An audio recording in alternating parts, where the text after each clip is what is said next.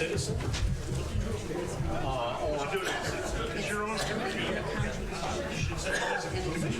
or under new business. Maybe let's do it under new business. Is that okay? And I stay right there when you say it. Sorry. You ready? Yes, sir. Everybody ready?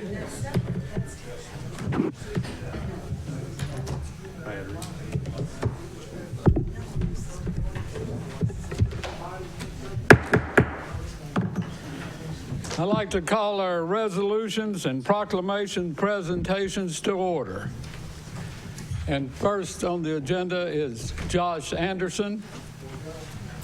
Thank you, Mr. Chairman. I spoke to Commander Mariner earlier, and he asked if we could postpone the proclamation for Captain Rosemary Mariner till next month so their daughter can be here in attendance. Thank you, Commissioner Anderson. And now I'll call on Commissioner Robert Smallridge, and he'll be doing a resolution for our beloved Joanne Garrett.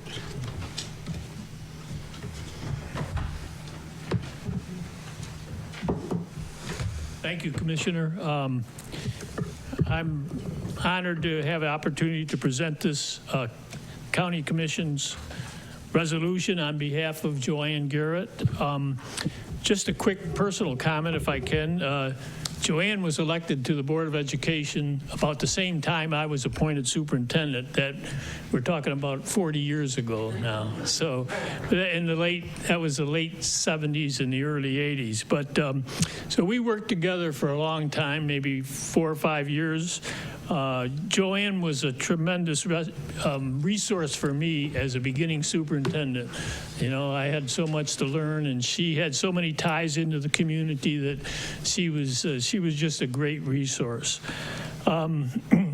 She was involved. She was a key part of whatever we did in the school system in Oak Ridge. Whatever success we had, Joanne was a key part of it. One thing in particular I remember, I mean, there's many things I could mention, but we were trying to pass a resolution for a new school. It had failed 2 or 3 years before. So Joanne took that on kind of as a special project. She organized community groups. She talked to key leaders. She spoke to organizations. She worked with the PTA and the PTO. And whereas we had lost decisively a few years before that, we passed that resolution by a margin of about 74% positive. So, and that was a lot due to Joanne. So I don't think we can say enough to overstate the impact she's had on the Oak Ridge schools and the community, and the county, and the community in general. She's just had a tremendous impact at all levels. And I think it'll be very evident here as I read this resolution of all the things that she's accomplished and the contributions she's made. This is the Anderson County, Tennessee Board of Commissioners, resolution number 19-02-730, posthumous resolution honoring Joanne Garrett. Whereas on October 30, 2018, our county lost a great community leader, political activist, caring philanthropist, and above all, our dear friend, Joanne Garrett. And whereas Joanne passed after a long and courageous battle with cancer, but her legacy in this community will never be forgotten. She will forever be remembered as one of our most beloved community leaders and dedicated county officials. She was the consummate professional, leading numerous community and political action groups for over 4 decades. And whereas her volunteer efforts in our community touched the lives of thousands of our citizens, the volunteer organizations she served included Oak Ridge School Board, Girl Scouts of America, Junior Playhouse of Oak Ridge, Methodist Medical Center Foundation, Chamber of Commerce, Unitarian Church, Oak Ridge Breakfast Rotary, Oak Ridge Civic Music Association, and her true passion, the Anderson County League of Women Voters. And whereas she maintained active roles in various political groups and offices, including serving as administrative assistant to Congresswoman Marilyn Lloyd. She was a dedicated member and leader of the Anderson County Democratic Women's Club, where she held numerous offices and chaired several committees. She was active in the Anderson Democratic Party Executive Committee, including many years as the party's newsletter editor. Joanne played key roles in many important campaigns, including Supreme Court Chief Justice Riley Anderson, State Representative Gene Caldwell, Congresswoman Marilyn Lloyd, and 4 terms Assessor of Property Vernon Long. And whereas most notably, Joanne was a devoted public servant, graciously serving as the Anderson County Administrator of Elections from 2000 until her retirement in 2007. Now, therefore, be it resolved by the Anderson County Board of Commissioners meeting in regular session this 19th day of February 2019 that we honor the life and career of our colleague, Joanne Garrett, for her devotion and dedication to our great county and her constant desire to make Anderson County a better place to live, work, and raise a family. Her efforts will never be forgotten in Anderson County, and especially in the halls of the Anderson County Courthouse. Rest in peace, our dear friend, and may you and your family always know how grateful we are for your service to Anderson County. Resolved, duly passed, and effective this 19th day of February 2019. Tracy Wandell, Chair of the Anderson County Commission. Terry Frank, County Mayor. Jeff Cole, County Clerk. Ray Garrett, a long-time husband, 60, I think they were married 60 years or so, and appreciate it if you'd like to make a few comments. I don't have much to say. I guess I can't say much, but I do want to thank Catherine Denenberg for organizing this and for Bob and his participation. And I do think that Joanne richly deserves it. And the other thing I can say is I really, really miss her.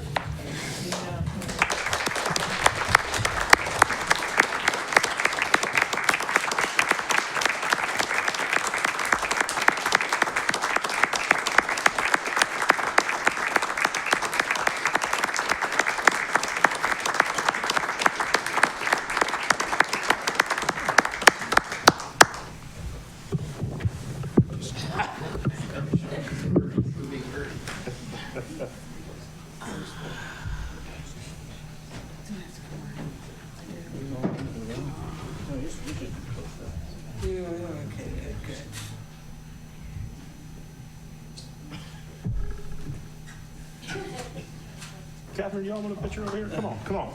Hey, Ray, they all want to get a picture in with you. Come on, y'all come around here. Get everybody in here, behind you. Or in front of you. Oak Rangers, go down to the front. Bad County people in back. Come on, don't have to go in front. It's up to you, wherever you want. I know Catherine wants to be down there. Come on in here. Come on. Get in there, There you go. Come on. There you go. You're supposed to be down there. Down there with you. That's right, tell them. I can't see you, sir. That's good. This is learning quick here, ain't you? That's a point.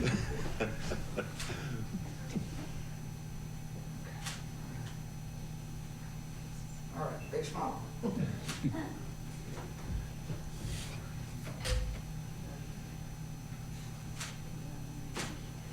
Thank you.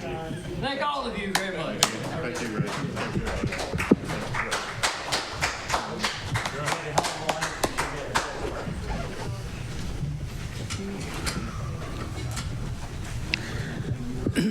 Mr. Ray Garrett, if I may say so, we all miss her also. Thank you.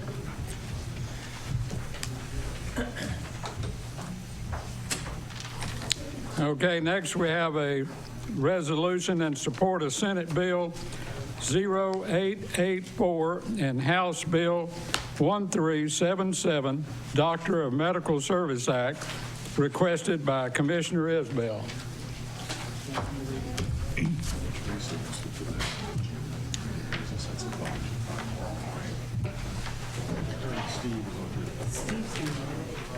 Thanks, Jay.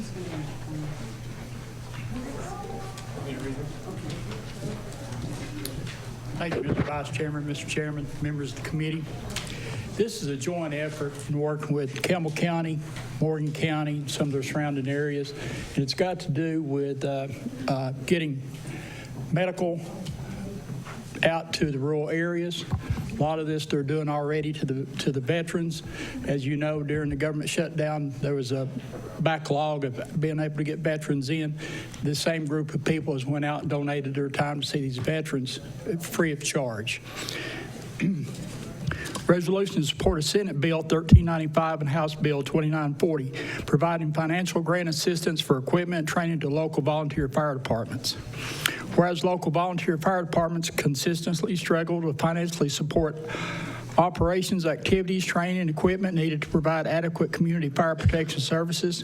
And whereas Senate Bill 1395, House Bill 2940 seeks to provide annual grants for the purchase of firefighting equipment, training, and whereas the Anderson County Board of Commissioners strongly supports this needed legislation, encourage the General Assembly to enact the legislation for the public welfare of the citizens we serve.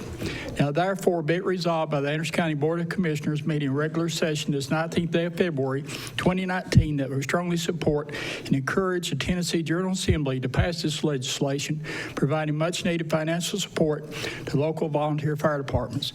Be it further resolved that the Anderson County Clerk is hereby authorized and directed to send a copy of this resolution to our representatives in both the Tennessee House and Senate.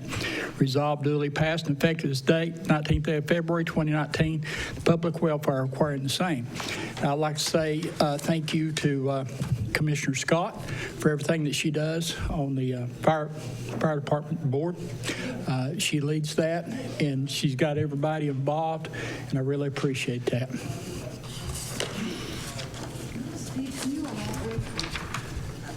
Sorry. I'd like to ask Steve Meade to elaborate. He was just down in Nashville. This is about the next one. Oh, sorry. I'm sorry. This is about the volunteer fire department. Okay. Okay. Is that it, Mr. Commissioner Isbell? That's it. Okay. Next, we have a resolution in support of Senate Bill 1395 that would help volunteer fire departments, requested by Chairman Wandell. Mr. Meade, you have the floor.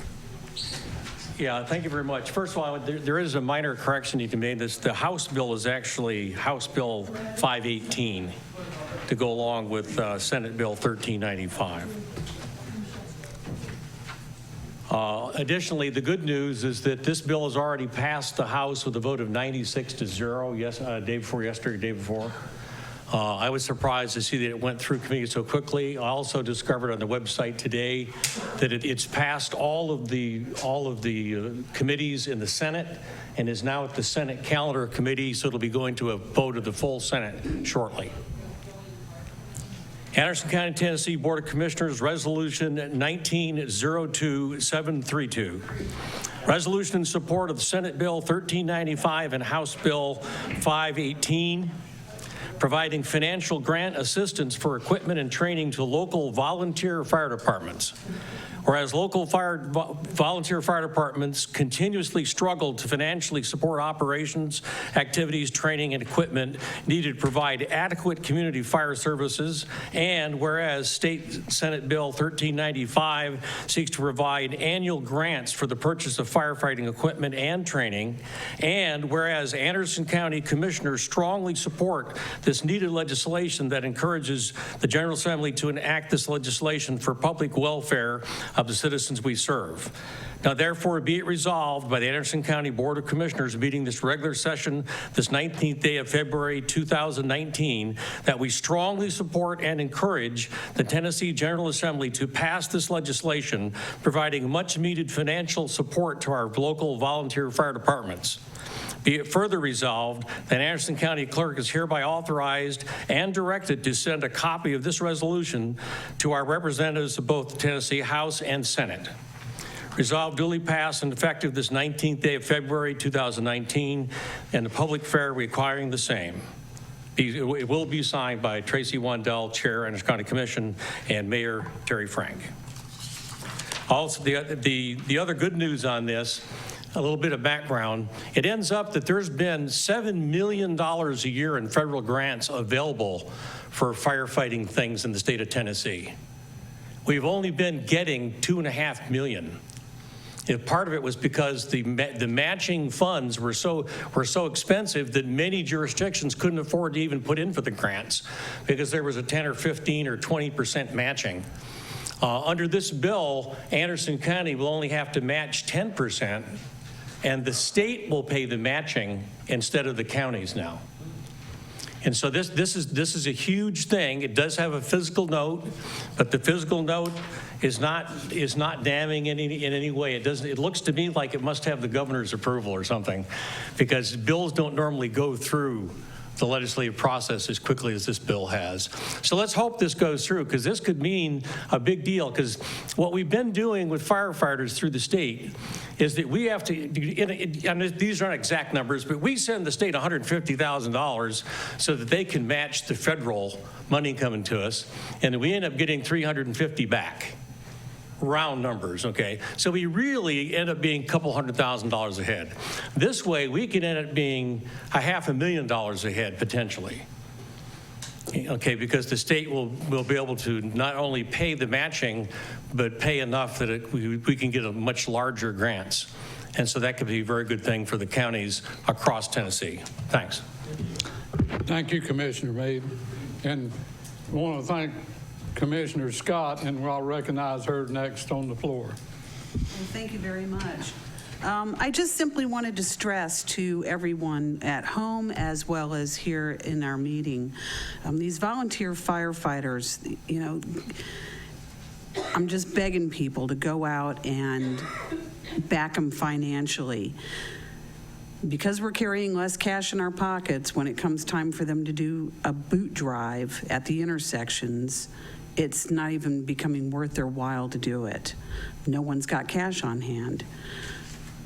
The chili dinners are coming up around the corner. Keep your eyes peeled for the dates in the newspaper and through social media.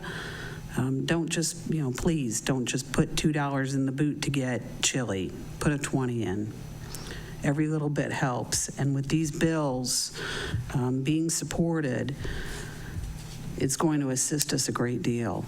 And I just wanted to thank Commissioner Meade as well for going out and on a limb for us in Nashville. Thank you, Commissioner Scott. Thank Tim Isabel, too, for his hard work with the volunteer fire department. Is there anything else coming before us on the presentations? Yes, Yeah, Commissioner. on the same thing, I also want to let you know that the Tennessee County Commission Association's Board of Directors is highly supporting the passage of this bill. And so Charlie Curtis, the executive director, has already been talking to the people involving these bills, and I feel very confident this is going to go through. Okay, is anything else? Mr. Chairman. Commissioner Waddell. Thank you, sir. I would just like to say I was at the meeting in Nashville as well, and believe it or not, Commissioner Meade was very reserved. He didn't have much to say at all. Every county across the state was surprised at the lack of communication he has when he presents himself. Of course, no, seriously, I appreciate the way You must have been asleep. Well, I didn't stay for the whole thing. That was the problem. But I do appreciate you, Commissioner Meade, and what you're doing and your active role you're taking and your hands-on. And also appreciate Commissioner Denver Waddell for his efforts in the volunteer fire department. My question is, who does the volunteer fire departments, who oversees them at the state level? Do we know? Because I don't. Mayor, do you know by chance? It's, I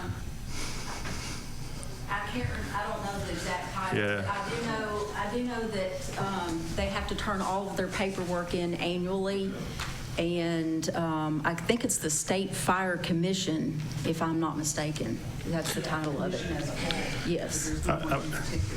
Yeah.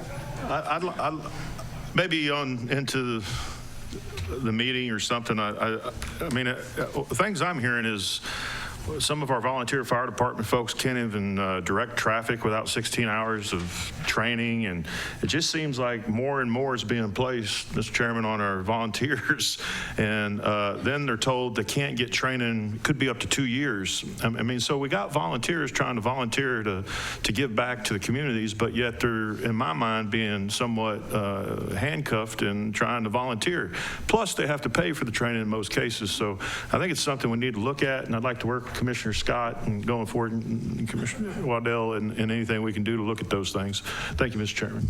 And Chairman Wandell, and if you would recognize me under item 4, following the agenda items, if you'll recognize me, then I'll recognize Commissioner Smallridge and Meade and Isabel so we can vote on these resolutions.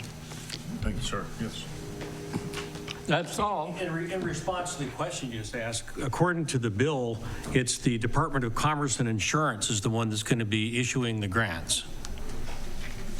Usually the people that send you money are the ones you have to report to. Yep. That concludes our presentation.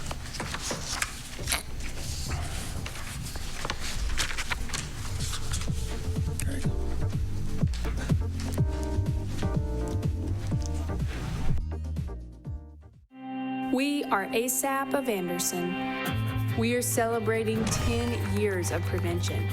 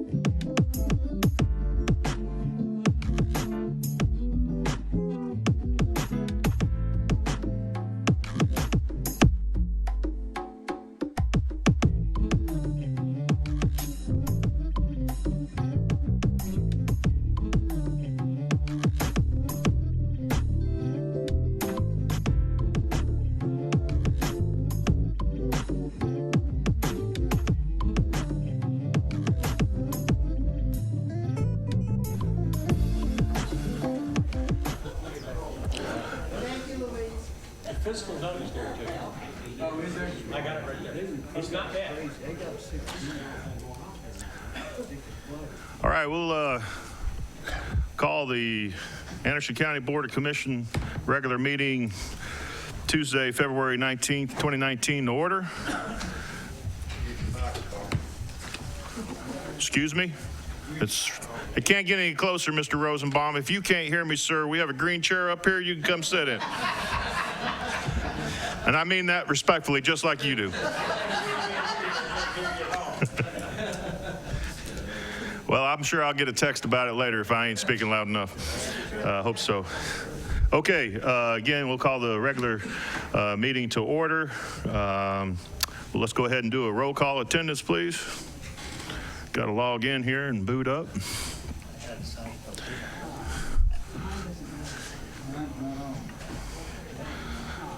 Give it a minute, it'll boot up for you.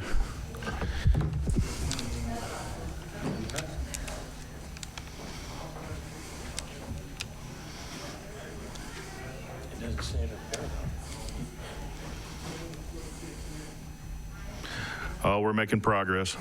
We're getting there. Look at there, Commissioner Scott's connected. Val's connected. Uh-oh, Mr. Yeager, it wasn't my idea to start without you, sir. You can blame it on your colleague over on that side. And you're still here. The minute hand hit the... Go ahead. Sorry.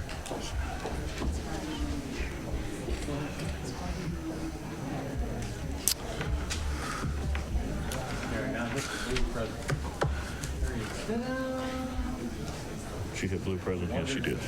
Okay, all present, and with the exception of Rick Meredith, who had a conflict tonight. Before we move on to the prayer and pledge, I'd like to recognize our colleague, Mr. Chuck Fritz. It's a pleasure to have you back, sir. I know you've been through a lot, and it's an honor to have you here. Lots of folks have been asking about you, and I understand you may need to leave early. If that's the case, I want you to know that this full body has zero problems with that. You leave when you need to, but we're honored to have you here, sir. Do you have anything you'd like to say? The only thing I'd like to say is, in case anyone don't know and everything, I did have a major stroke on December the 30th, and they were able to get me to the hospital within an hour and a half and get that new drug administered to me within that time frame. And they say the biggest problem, this is for citizens out there that don't know, that a lot of people don't get that opportunity to get this new drug because they don't act in time. And they say that it's a miracle that I'm at where I'm at right now because of the quick action that was taken to get me to the hospital and get everything done. And, I still got a lot of recovery to do, and it's still what they're saying, I'm trying to train my brain to get my leg and the arm to do what it needs to do. It's been very important that people knows the actions of a stroke, and even though mine came without any warning at all, my wife just found me laying in the floor and then got 911 there very quick. But if you think you're having a stroke, I would encourage the citizens or anyone to take quick action and get to the hospital because timing is of essence. And doctors and everyone tell me that it's a miracle of what the progress I have made. Because a lot of people that's had the type of stroke I've had are still in nursing homes trying to recuperate. And so I just encourage people to take quick action if you think you're having a problem and get the medical attention you need. Thank you, Commissioner Fritz. Yes, sir.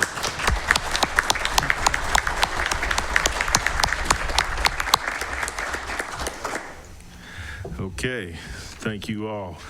All right, next will be our prayer, which is going to be led by Dr. Parrott, and then that'll be followed by our pledge by Commissioner Anderson. Dr. Parrott, sir. Let's pray.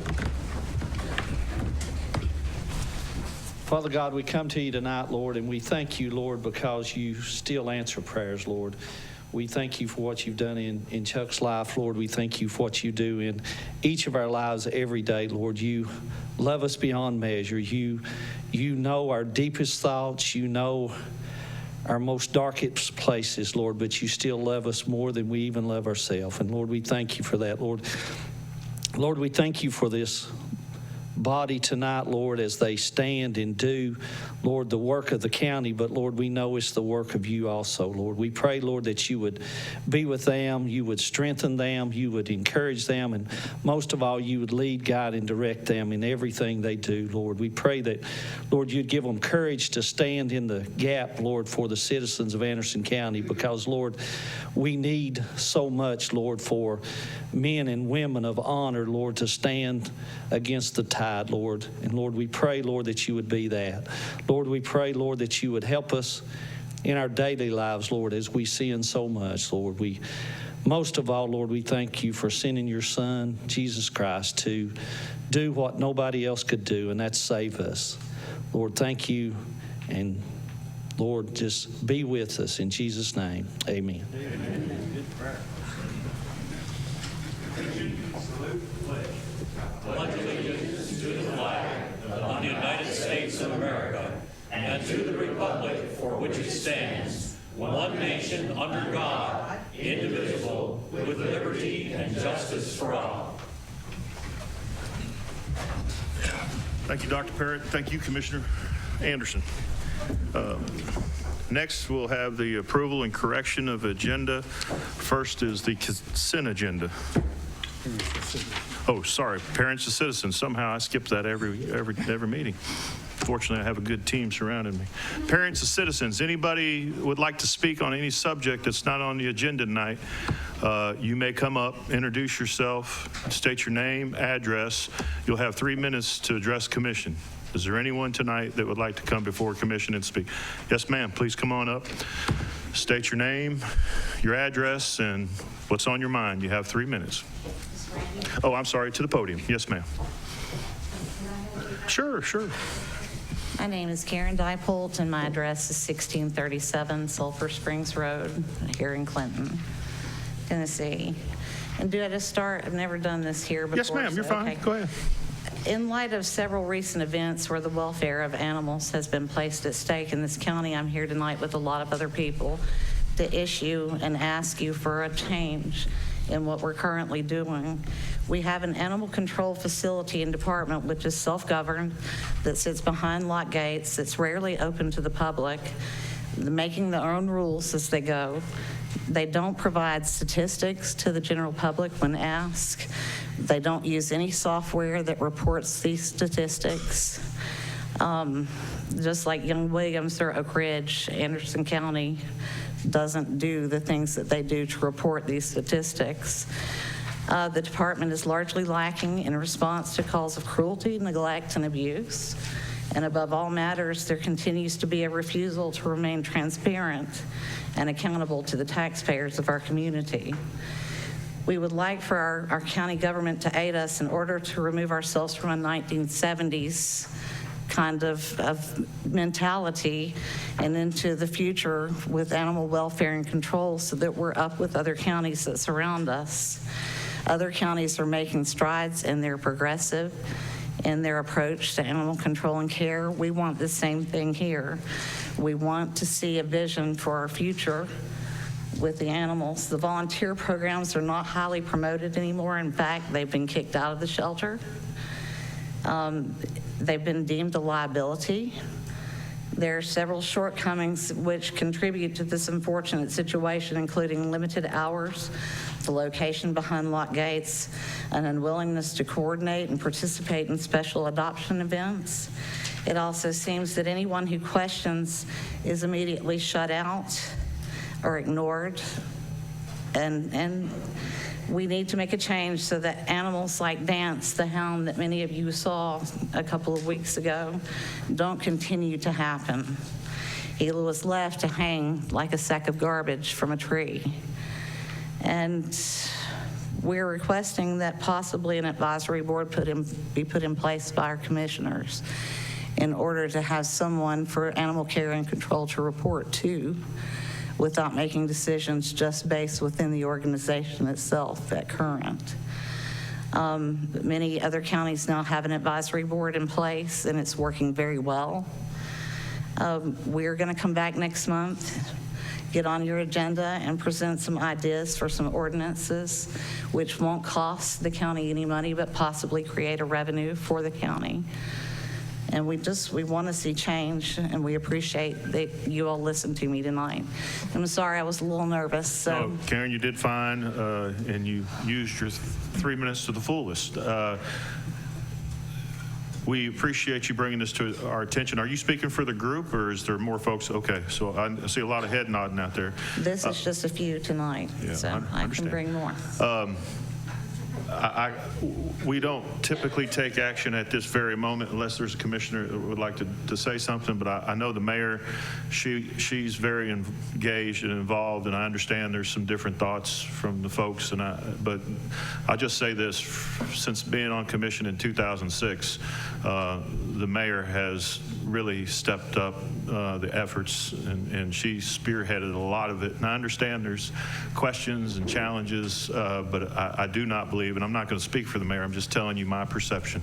I think the mayor will do whatever it takes to take care of it, and I'll certainly be happy to let the mayor address it at this moment if she would like, and I'm not trying to put her on the spot, but I appreciate, and I'm sure this commission appreciates every one of you coming here, bringing this to our attention. This is how we fix things, and not to put the blame on any one person, but as a group we can fix it together, and we understand and we appreciate it. Every email that I've received has been very professional, and I appreciate that. So we owe it back to you to be that way. Well, we're willing to do the work. We just have to have the people to work with. Thank you. Thank you.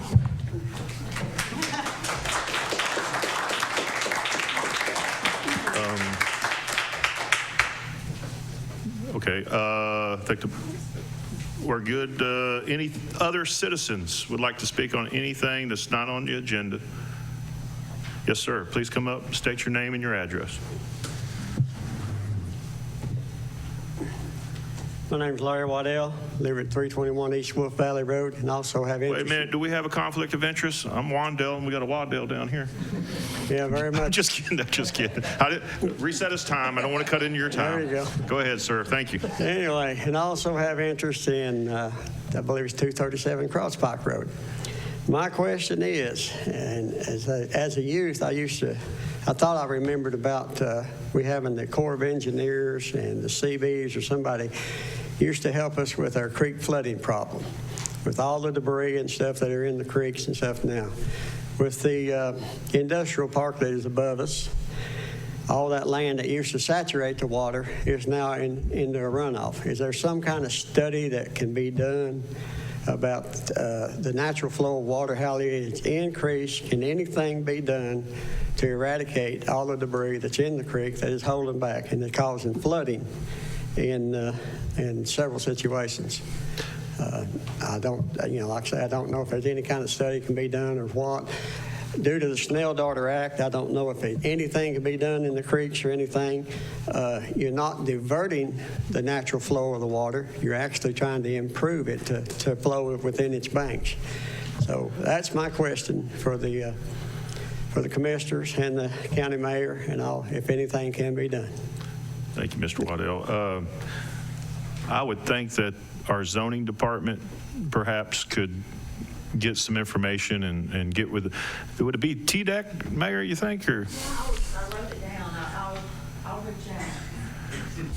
TDEC's Department of Environment and Conservation. I think they could check on those waterways and give us some feedback.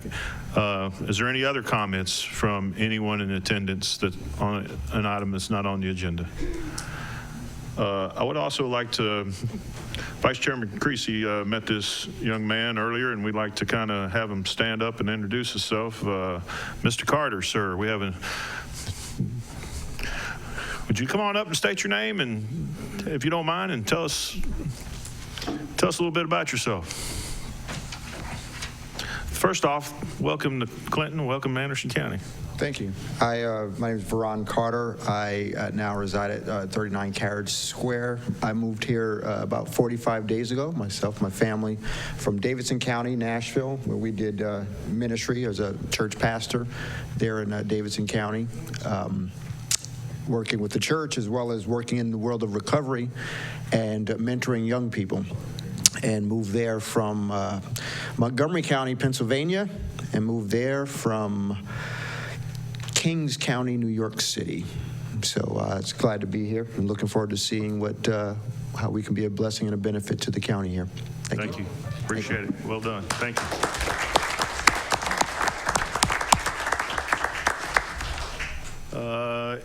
Any other items?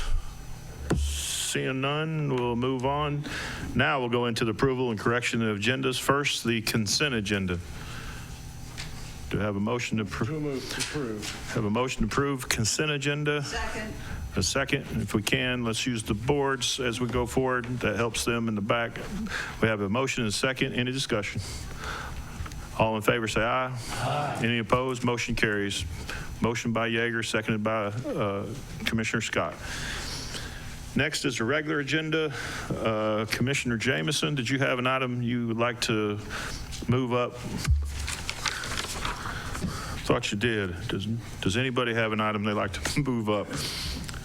I think there was a request to move up the TIF grant application, move it up to the front since we have some folks here and they don't have to.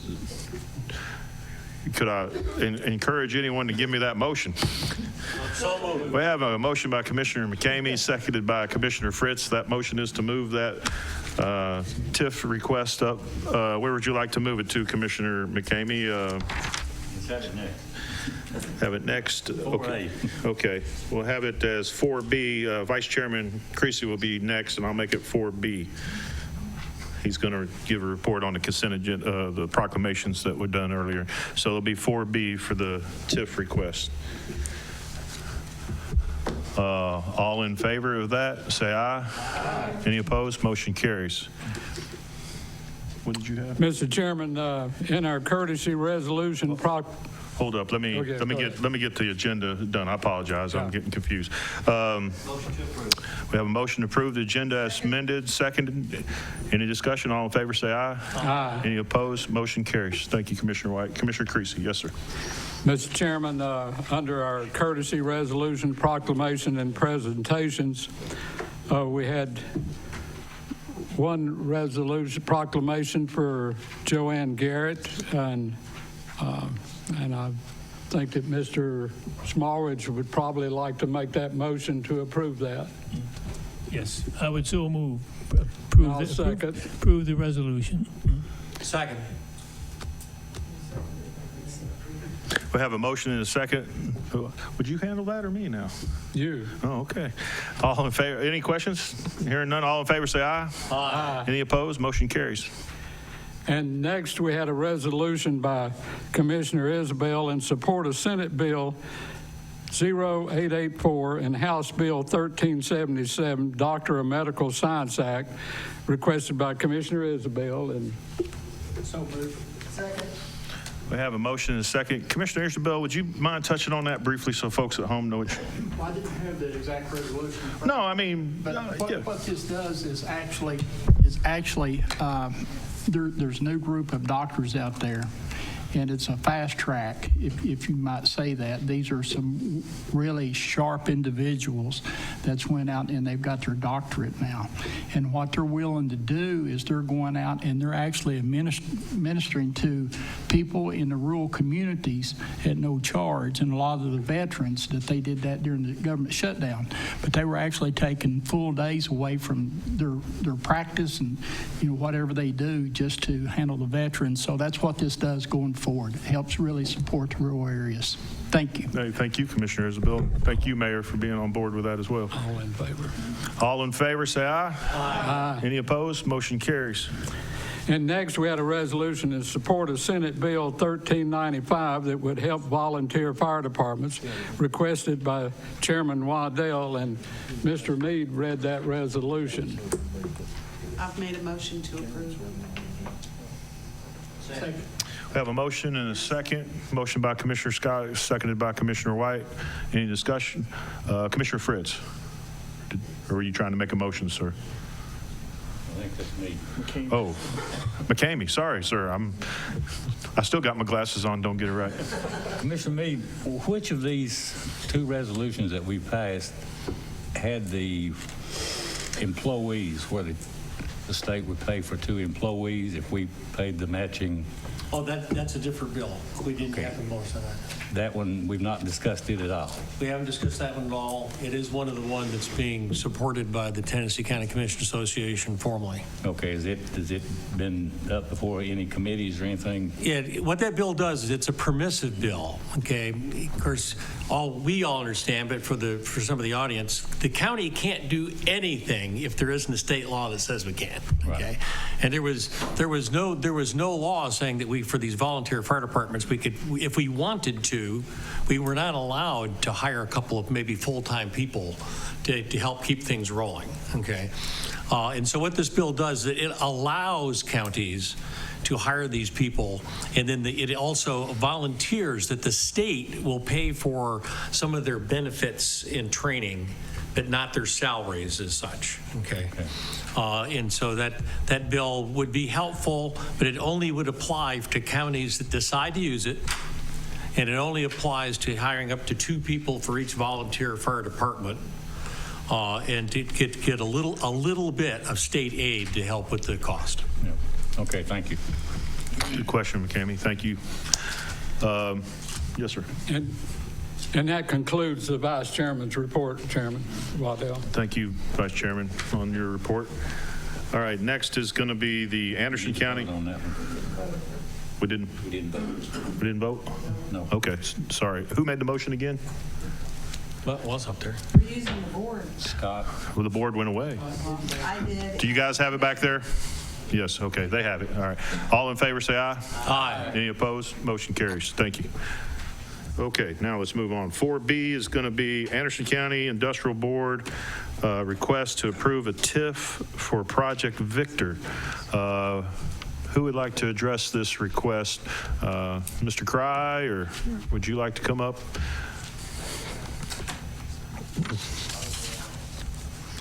Thank you, Mr. Chairman. I'm Phil Cry. I represent the Industrial Development Board for Anderson County. This project came before the board at its meeting last week, and the board unanimously approved it and sent it on to the commission for your consideration and recommendation that it be approved. The project, one of the developers is here today. The project is for a Marriott hotel that would be at I-75. It would be on the site where the Super 8 motel used to be that burned some years ago, and then it was derelict for a number of years. I think it's about the project is about an 81-room hotel. The developer anticipates that it will create about 25 jobs in the county. There'll be about 2,000 square feet of public meeting rooms. It'll be the only Marriott in Anderson County, and they're looking Not at... true. There's one in Oak Ridge. Second in Anderson County. In the county. Yes, sir. Yes, sir. Outside the the city limits. I'll agree with you there. And they're looking at apparently at about $7.5 million in construction cost. Thank you, Mr. Cry. We have a motion by Commissioner McCamey. I imagine that's to support this as presented, seconded by Commissioner Meade. Any discussion, any questions by this commission before we go? Commissioner Meade. Yeah, I just want to point out that all the county commissioners received a letter from Commissioner Meredith talking about this. He was unable to attend, so he forwarded a letter. And he strongly supports this and also points out that this is very time sensitive and requires approval at this meeting in order for Clinton City Council to meet on February 25th for their consideration, because it requires them as well. And so I just encourage that we go ahead and pass this through. This is a good deal for Anderson County. Rather than have a derelict building, to have a nice new Marriott there, I think would be much better for everybody. Yes, good comments. Commissioner Creasy. Mr. Chairman, I just wanted to remind you that Victor Patel is in the audience in case he wants to speak during our discussion of this motion. Mr. Patel, would you like to address, and while you're walking up, I'm like, did you have any questions, Commissioner Creasy? No, sir, I just... Go ahead and come on up, Mr. Patel. Commissioner Waddell. Let him go ahead. Yes, sir. Okay. Okay, we'll come back to you. Yes, sir. Hello. Hello. Everyone, my name is Victor Patel. Sorry, I lost my voice a little bit, but if you have any question about this project, I'm here to answer any of the questions. Very good. And I'm glad that we are in Anderson County and we wanted to do a project which will definitely help bringing more job as well as more tax dollar on the occupancy tax and lodging tax. We're glad to have you. Thank you. Thank you. Thank you, everyone. Commissioner Waddell. So over the last couple of days, I've done some research and spoke to several people who have land and are involved in development at the interstate. And I guess my question is, most of the time a TIF is used to channel funding towards a distressed, undeveloped, or underutilized parts of jurisdiction. That was its main intent. This is definitely not underdeveloped. I've spoke to several other developers, and they've expressed that if we're going to be giving TIFs out, they're going to apply for them also. There's several parcels of land that are for sale that already have buyers for them and have second buyers standing by waiting on the first one. I'm concerned because we're going to have to provide services. Every business we open up, the more people we bring in, the more EMS has to respond. We have, for example, the other night, they responded twice to a hotel within 30, 45 minutes. This causes a financial a burden on us. I'm also very concerned. The taxpayers in my district have spoken to me about it, and they're concerned that their taxes are going to go up this year, and we're going to give a 10-year TIF to a corporation coming in. So after speaking with the constituents in my district, it became very clear that I cannot support this. Thank you. Thank you, Commissioner Waddell. Any other comments, questions? Yeah, I was trying to push my button, but things not working. Yeah, mine either. Commissioner? Yeah. No problem. We'll try to be long-winded to let them update. Commissioner Meade. In regard to the fact that this is used for depressed localities, one of the TIFs we did not long ago was in Oak Ridge, and it was to put in a new Aubrey's, a new Panera, a new Aldi's grocery store, and Ben Franklin Motors right on Illinois Avenue. That was certainly not a depressed area. It really has to be, is it in the best interest of the county that we vote on, the best interest of the citizens of the county, and bringing in jobs and bringing in people that will stay in those rooms also means those people will be spending money in Anderson County. And so there's a multiplying factor to it. Right now we've got a depressed area there right now because we got a nasty building. And so having something brand new there, I think, would be very much to the advantage of most people. I certainly understand, though, that somebody that has property that they'd like to develop could say, well, gee, why not me? Well, but the question is not why not me. There's always somebody that the county can hand out money to or give a tax advantage to. But this place probably would not come there if there wasn't for the fact that there was some incentive. And I don't think the incentive that we're giving is that unreasonable. The money doesn't really, it goes to help pay for all the infrastructure and things that are required to support a new property like that. In this case, it's going to take some. That property right now is not plumbed and wired and doesn't have electrical to handle that large a facility. And so I'm in favor of going ahead with this, even though I live in Oak Ridge. Thank you, Commissioner Meade. Commissioner Fritz, and I'll come to you, Commissioner Denenberg, then Commissioner Isbell. Commissioner Fritz. One thing we as a commission did a while back is that we looked at and approved a set of criteria that had to be met in order for us to, approve a TIF. So they would, industrial board would know that before they even came to us, so much money had to be spent here and so much, just that and the other, before they even waste their time come to us asking, for us to grant certain things, and how much money is going to be invested into the thing. So it's going to be worthwhile for this county.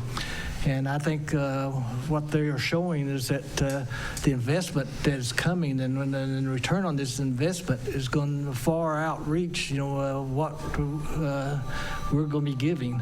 And so I think it's we can show the citizens of this county what we're giving.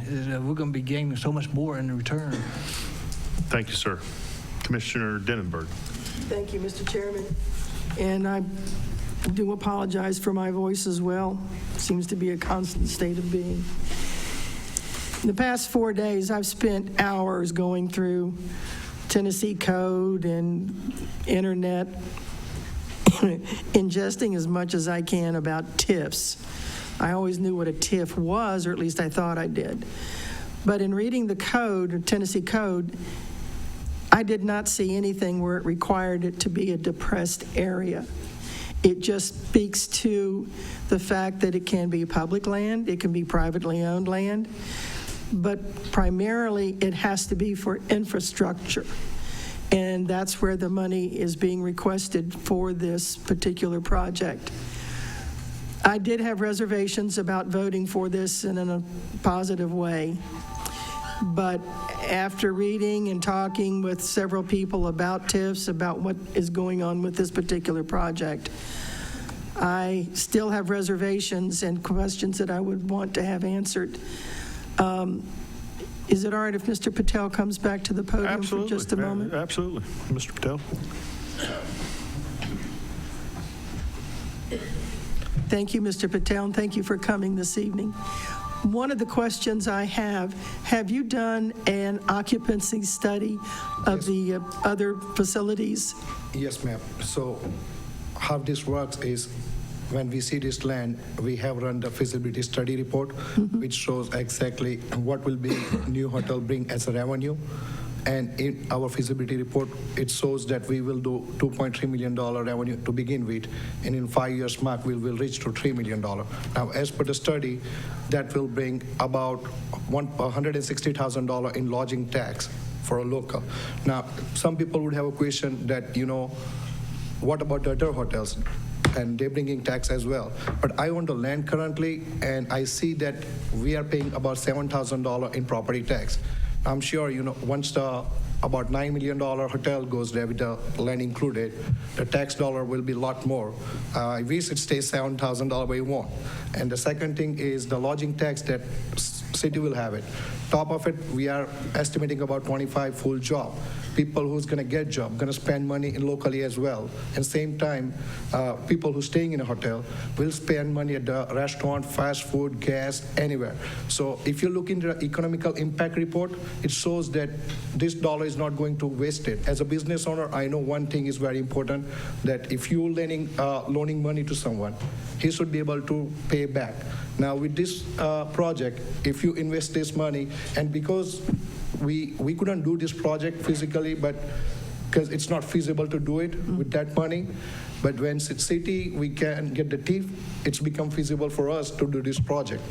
And that means it's not about cities giving our money, but it's how much money city is investing to get the dollar that they need for the tax. So I hope that it won't increase anybody's personal tax just because we're getting TIF. One of the other things that I was looking at, you have a number of investors, I'm sure, unless you're doing this on your own. Oh, I have one more partner with this. May I ask who that may be? Vic Patel, he's not here today. Okay. He's out of state, so. All right. One other question that I would like to have answered. What do you expect the length of time to be from the time that all the paperwork is done, you break ground? So 2 months. We want it to be soonest. If this thing goes around and gets ready, we'll be ready to do it in 2 months, ground break, and probably 12 months to open up the hotel. Okay. And we wanted to do it now because we can use the full summertime to do the project, so we won't be stopping in the winter. All right. That's all I have for now, Mr. Chairman. Thank you. Thank you, Commissioner Denenberg. Mr. Commissioner Isabel's next, and then Commissioner Thank you, McCamey. Mr. Chairman. Yes, sir. Please note that the Anderson County Property Assessor, Johnny Alley, is in the audience and just heard that conversation, so that's a big investment. But anyway, what I want to say seriously is I can understand Commissioner Waddell, and what he's talking about is for the small businessman, the small developer. What can we do as Anderson County Commission to help those? I have a developer in my area, and so does Commissioner Shane Val. And, you know, he does everything on his own and always asks, you know, for help from some of the other boards and things. But it's just like the small developer finds it harder than the larger developer. So I hope that this commission going forward can probably work on something like that. When we did the TIF for Oak Ridge, I was very vocal about that, but we had a lot of meetings, and I was very supportive. But we had meetings in the mayor's office, we had outside meetings, we had committee meetings, and I'm sure, and I was talking to Commissioner Meredith the other day, those meetings are coming forward. What we're doing tonight is being asked to support what a committee, the IDB, and I'm a firm believer in supporting the committees. When they come to you with unanimous decision, you support those committees. So that's why I'll support that. But I also, you know, I want us to realize that we do need to do something for the small investors and developers in Anderson County as well. Thank you. Well said, Commissioner Isabel. Let me come back to you. I got McCamey, Creasy, Yeager, then we'll come back to you. And Scott, I guess. I may have skipped somebody even, but we're working our way around the horn right now. Commissioner McCamey. I just wanted to echo what Commissioner Isabel said. Also that our property assessor is in the audience, and maybe he could shed some light on this, on how it affects his office, what we can expect in the way of property taxes on $7 million, and what part would be going to help with the TIF. Yeah, Johnny, come on up, because it's going to be one of my questions too, and I'm sure 5 others. Please.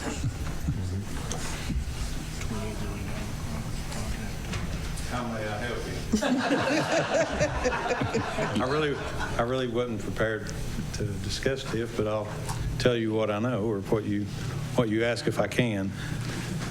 I think, Johnny, probably the question may be, and the others can jump in if they like, is what do you see as an economic impact or revenue impact to the county with us moving forward on this project from your standpoint as a property assessor? Well, from my standpoint, figure of how much the duration, how long it's going to be, and the amount of the TIF. I don't know that at this point. I don't know what's been presented to as far as the amount. My office really, we're going to set the base tax on what's actually there right now, and that will stay constant till reappraisal, and that will you'll always receive that. The new improvements pays, the way I understand the tax off the new improvement will pay the TIF note, but none of that will go to the general fund. And just for the duration, that money will go to pay off the TIF obligation. There's a few things in my office that we consider, like appeals. If I wind up having that at $7 to $8 million, will there be an appeal on that to lower that value? The TIF payment still got to be met.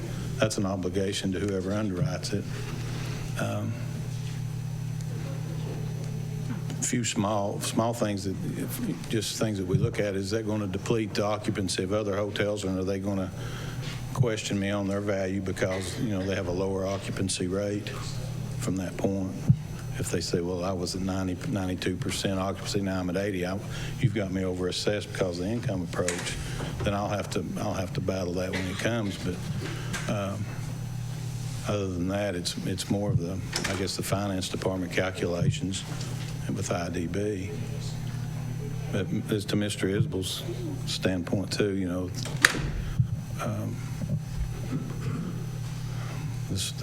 the small taxpayer or the small business person would be what benefits do they get, I guess.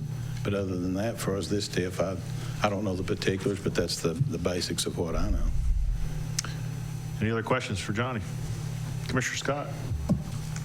Johnny, approximately how many other hotels are in this vicinity? I think there's 5 at that exit. 6? Okay, 6. And from Mr. Patel, and with Johnny, how many units does this place have, or will it have? 81.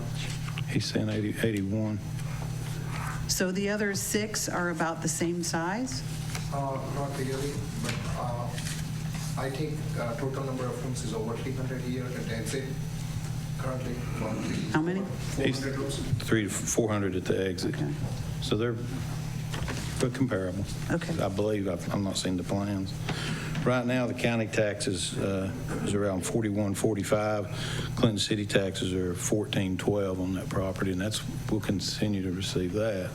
It's just the new money's coming in. Right. We'll go to the TIF, and the general fund won't see that till the TIF's satisfied. Right. The way I understand it, I believe. But as Mr. Patel said, once the building goes up, the taxes will change, right? Yeah, the value that I put on the building, but the new monies that come in won't come to the general fund. It will, I guess, go to the IDB, and then they'll pay off the note.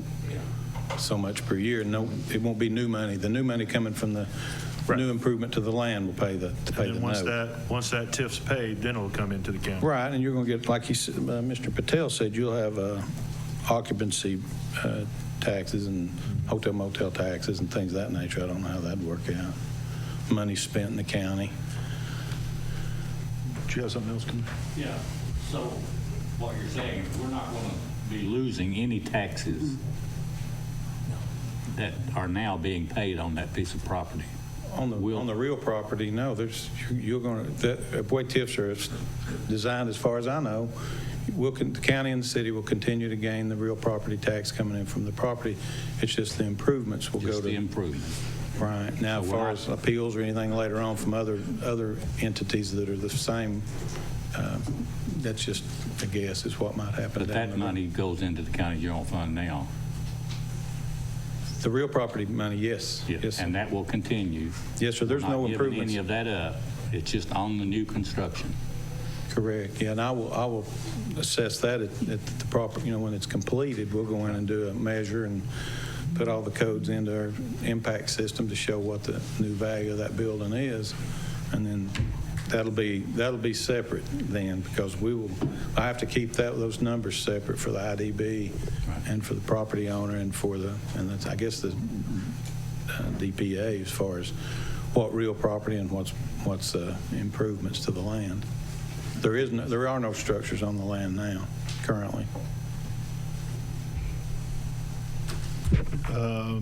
Did you go already? Huh? No. While Johnny's up there, if you'll let me ask him one question. Well, we'll come back. Okay. I'd like to get through the commissioners that haven't spoke yet. And Commissioner Creasy, did you have anything? And then Yeah. Commissioner Yeager. And I'll be real short. I understand that Commissioner Meredith's been working on this project approximately 3 years, trying to get something going with that property. And I know that he spent about 5 years working with the state of Tennessee as an industrial development type person and bringing industry into the state. And so I have full confidence that he is following the proper procedures in bringing this business to Clinton, and I'm going to support it. I think he's done an excellent job there, and he's worked very hard to get this going for the Industrial Development Board, and he has my confidence. Thank you, Commissioner Creasy. Just real quickly, I just want to say this. As was said earlier by Commissioner Isabel, but the IDB Board, Industrial Development Board, passed this unanimously on February 14th, 2019. The Chamber has endorsed this. I think the mayor's, if I can speak, Mayor, you're in favor of this project. I mean, I've seen some emails from you. Well, yes. I mean, I'm not entirely a fan of these mechanisms in general, but they do exist. And so since they're already here and they exist, I think this is one that makes sense. It is a maximum $1 million, so we're looking at getting a $7 million to $9 million structure. That asset will be on the county's books. One thing I might suggest to commission is, you know, by private act, the occupancy taxes go to our tourism fund. What commission might consider doing is for that 10-year period, this is limited to 10 years, which is a shorter life of a TIF, so that's a good thing. Maybe for those 10 years, whatever is collected from them might go into the general fund to address Commissioner Waddell's issue. This isn't money that's lost. It's just money that would be on the books, would be coming in, but we're going to use it to help pay for that infrastructure. So I think this is one that makes sense and it fits the economic plan and the loss. Thank you, Mayor. Commissioner Yeager. Good comment. I like that plan a lot, to tell you the truth. Mr. Patel, Commissioner Denenberg and Mr. Alley did touch on this. What is the occupancy rate of that interchange? Currently 67%. 67. And it's not going to hurt with the other hotel as much because it's a completely different brand. Now everybody stays at the hotel, so they know they prefer their own brands. So Marriott product, there's none at the exit currently. So, and if we check our comparison, we only compare ourselves with Hampton and Holiday, so 2 hotel only. Other 4s are, we call it little motel, and it's not even in a comparison. Okay. So we are trying to bring people who's staying in a, say, in a merchant, because Knoxville or anywhere who would stay here. Again, like Mayor said, this is not the money that lost, but this is the money that you don't have, and you will have it in the future.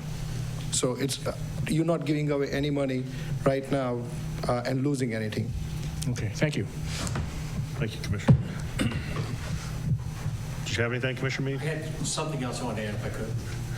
Go ahead. Well, let me get to Scott, and then I'm going to come back around and let everybody talk a second, okay? Have you already spoken on it once? I don't think you have. I don't Did think you? you have on this. Okay, well, I've been outruled. We'll come back. Commissioner Scott. Well, and I'm... I did too. Okay, sorry. Commissioner Scott. My questions were answered. However, what the mayor said sounded like a wonderful idea. So what would we need to do to get that in motion, to bring it upon? Don't want to offer Jay up, but you would get with your law director and you would modify the private act, send a request to the legislature to modify that percentage for the life of that TIF. Are you okay with that, Jay? Absolutely. Beautiful. Thank you very much. And there's still time to do that. Okay. Yeah, Good comments, and I'm good done with questions. there. Okay, well, thank you. Sorry, Commissioner Waddell? Yes, sir. Okay, Johnny, how much would, what would the taxes be on that without a TIF? Just round figured, can you? I don't have a calculator. If it's, say, an $8 million project, 40%, $3.2 million times tax rate, and times city tax rate. You got a different rate in the city. Right. So it'd be 252, 250, I believe. Pretty good without a calculator. 3.2 million times. You tell me and I'll calculate. 3.2 million times 0.02, So it's a 252. 252 for the counties. That's the county rate inside the city. And then somebody tell me if I'm wrong on that. And then Let's use a calculator. Yeah. You got some other questions? Yeah, I do. Well, I got some statements. One of the other things that I've been asked a lot was if any of the other hotels, the other 6 hotels there received a TIF, which I don't believe they did. Is that correct? Seems like we did something for the Hampton. I don't recall. I know the folks from the Hampton came here and stood before us. I don't remember if we did a TIF or not, but property tax I would we helped in some That's fashion. what I would expect. Jay, you remember? Okay. And it's in our study as Okay. well. I'm going to write that down so I remember. My Roughly 80,000. 80,000 a year? County. And then Okay. Yeah, because my main concern is just the general fund. You know, everybody else is going to get a piece of this except for the general fund. So if we can do something to be putting money in the general fund, then I would support that. But I understand that. That's exactly what I'm talking about. But right now, as it's presented, it will not increase our funds in the general fund. And, you know, I mean, it would be kind of like if I decided to open up a pest control business and I came up here to the county and got some tax breaks, then I could go out and undercut Commissioner White and take a lot of his business. So that was another thing that people have spoke to me about when you don't have to pay the tax, when it's not coming out. You will see an increase in the general fund once the infrastructure is paid off. Right, once the 10 years is up. You're correct. Right, but up until that 10 years, we're not. You don't see a loss. The increment financing. Jay, could you come up to the microphone so folks at home can hear you? Thank you, sir. And thank you. Works is you'll maintain that current rate of taxes that we have, so there's no loss. Once the improvements are made, that increment above the former tax base to the new, that's used to pay off the infrastructure. When that is completely paid off, that comes back to the general fund, just like a regular assessment. Any questions on the mechanism itself? Any other questions? Commissioner Denenberg, I'll come back to you, McCamey. Excuse me. Mr. Patel, I understand, at least in what I've read, that the TIF would be at $1 million. Is that correct? Yes, ma'am. That's the most. My question then is, if that is paid off prior to the 10-year term, could it then be terminated? Yes. I think I can answer that. When the TIF, Thank you, Mr. Cry. When the TIF note's paid off, the TIF's at an end. Okay. So the incremental taxes from the new construction will then come to the county and the city. And if it's paid off prior to the 10-year term, it would then terminate? Correct. Thank you. Thank you, Mr. Cry. Thank you, Commissioner Denenberg. Commissioner McCamey, I'll come to you next, Mr. Smallridge. I don't remember now who it was. Somebody said $160,000 in hotel motel tax. Yep, based on the $2.3 million revenue that's shows in our study. So we are investing so much money as well, so we have done proper study to show exactly what we are expecting as a revenue. So that Okay. was a study source. So if we modify the private act, then that's $160,000 that could come back into the county, since it's basically split between the Chamber of Commerce and Tourism Board at the present time, and it wouldn't affect them because they could still get their same monies that they're getting. But the $160,000 could come back into the county general fund. That's correct. Thank you.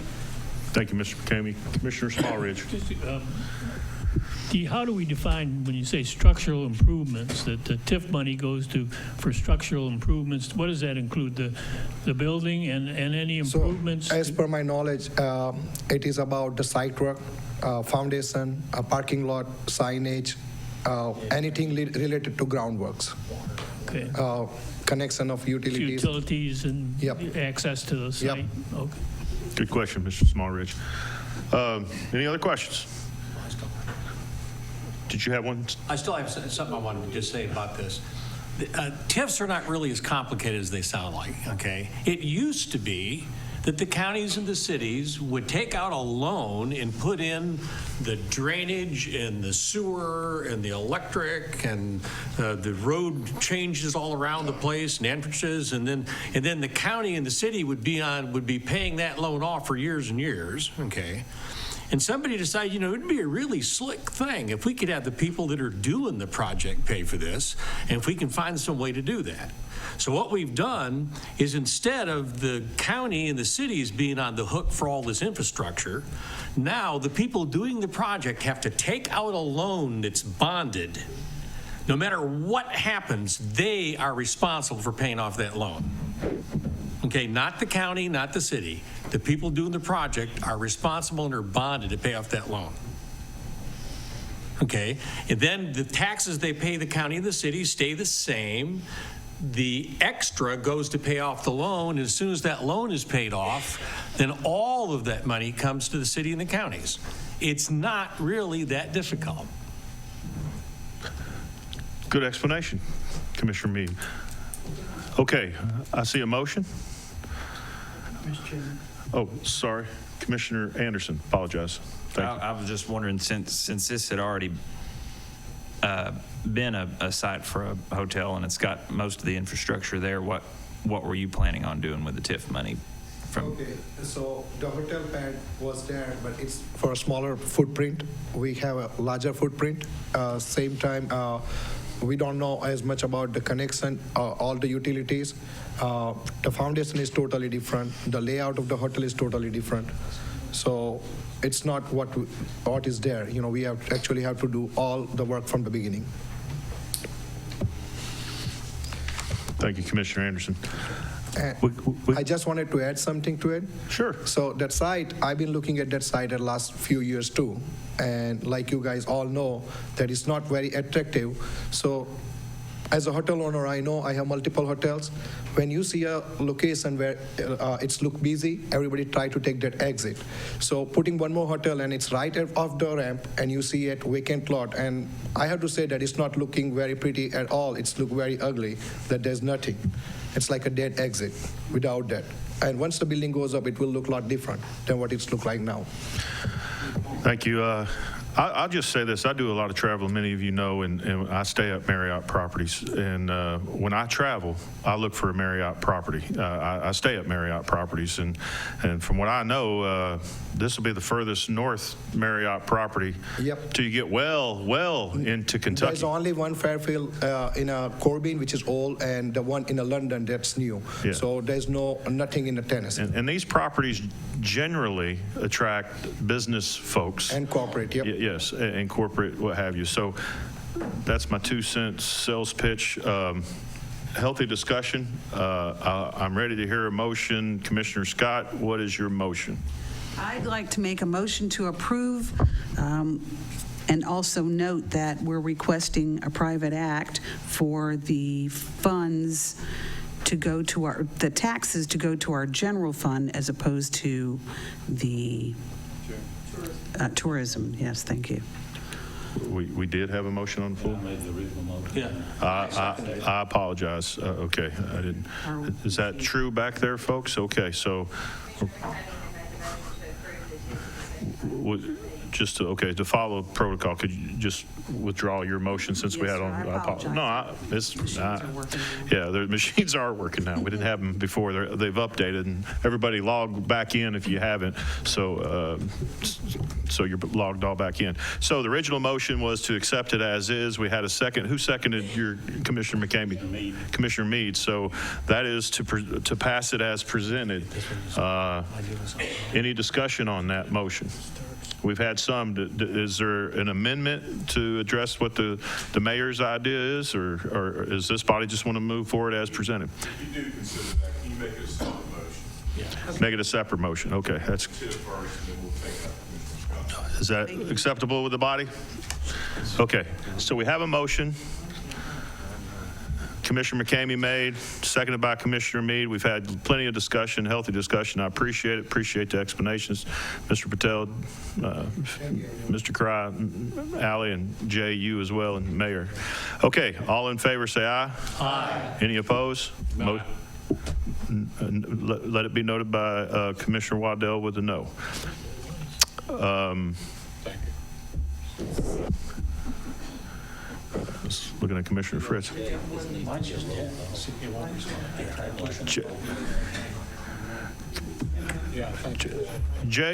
Yes, sir. Would this need to be a roll call, that vote? I think you need to have a roll. Yeah, let's do that. Or let's just do a voice roll call till these units get. Is everybody up and running? No. You're on. I'm up. There we go. Hey, I'm back. So is everybody, your units up? They pushed it. It's Tuesday night. Okay, no, I got your message, and I understand. Let the folks that know, home know, and the folks in the audience that these units update on Tuesdays, and that's your point, Brian Young, IT Director here. And but we've all updated now, right? We're good? All right, so let's go to the board and take a vote on this motion to accept the TIF as presented. All right. Yes is for, no's against.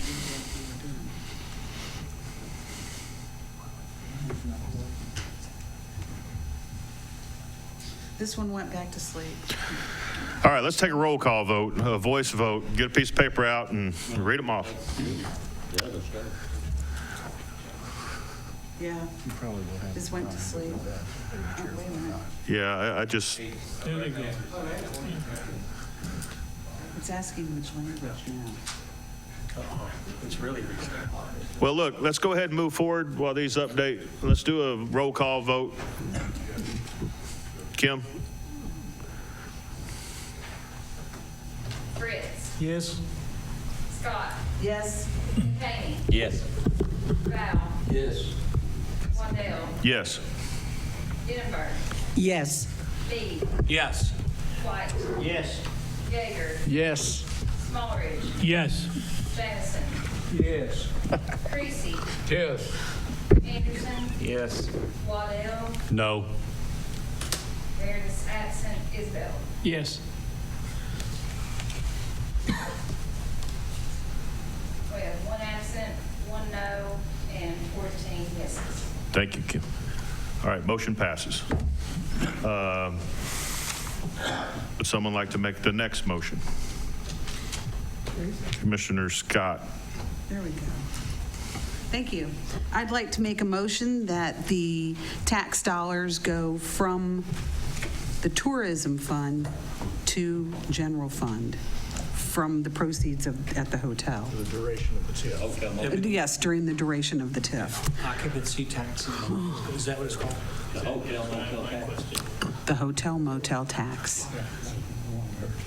That was very long-winded, wasn't it? No, it's okay. We just want to make sure we're getting the right motion out there. Is that what we're looking for? And is that what, to your point, Mayor?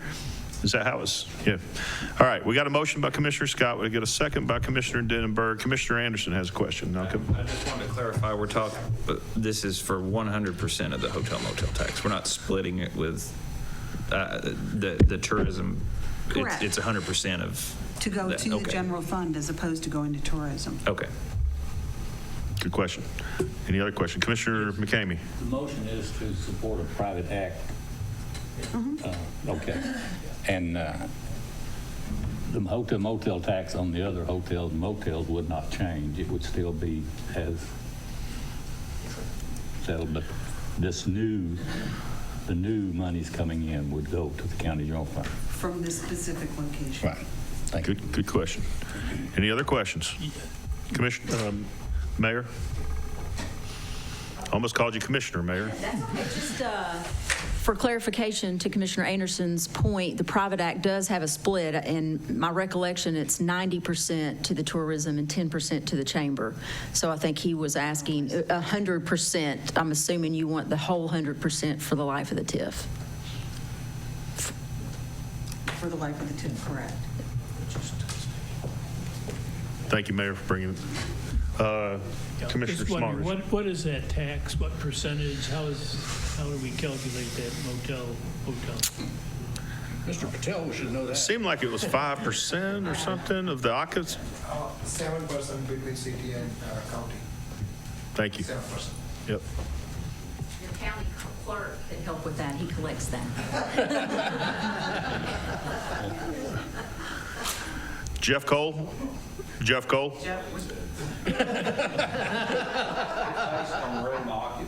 See, that's what I like about Jeff. He act like he's not listening, but he took it all in the whole time. Okay, go ahead, Jeff. I'm sorry. That's why it's based on room occupancy, and like I said, he said it was 160,000 for the whole year. So I can run down there and get it, but that's what it is. Thank you, Jeff. Appreciate it. Any other discussion? Commissioner Val? Yes, sir. Thank you, Mr. Chairman. Mr. Cole, thought just popped into my head. How do you obtain that information on their occupancy? Honor system. The honor system? Thank you, Mr. Chairman. Good question. Thank you. Any other questions before we take the vote? Kim, do you have the vote or the motion properly, or do you need it clarified? Okay. All right. Any other discussion? Seeing none, all in favor say aye. Aye. Any opposed? Do we have a no? All in favor, okay. Motion passes unanimously. What's that? No board, yeah. Commissioner McCamey. Should we ask the legislative committee to go ahead and develop the private act with, working with Jay to present to our legislators? That'd probably be a great idea. Yeah. We need to move quickly on this. Because right now the deadline for legislation has passed on the 15th of this month, okay? But for things like private acts, they'll take things significantly later. But we can't, this has to be passed in the month's meeting for us to meet the threshold for it being accepted by our senator and representatives. Mr. Chairman, I'd like to make a motion that the legislative committee meet with Jay and get this ready for us to vote on at our next month's meeting, March meeting. So the board is from the last vote, correct?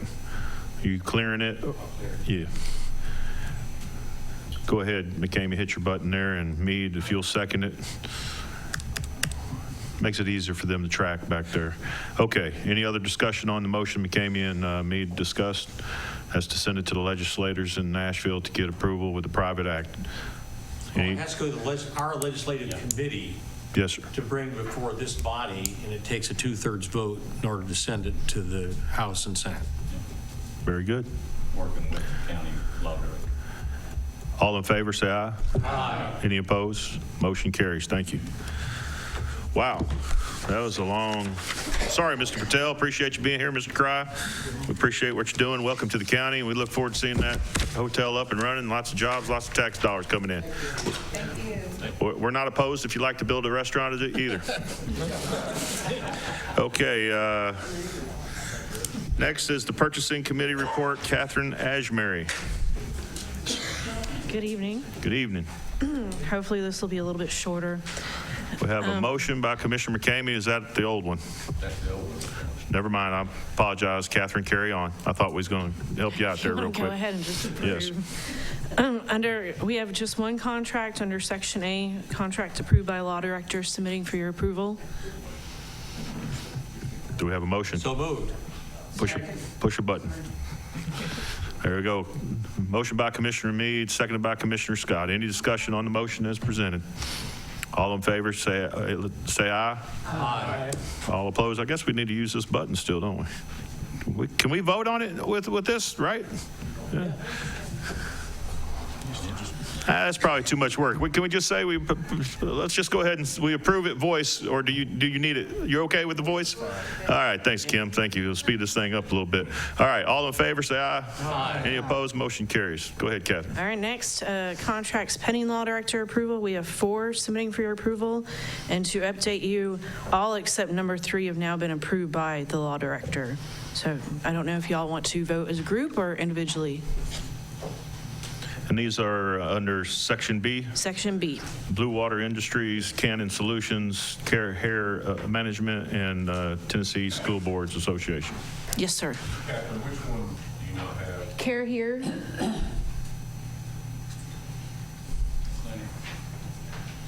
That's our clinic, right? Right, and that was, the other 3 probably didn't require much review, but they were very straightforward.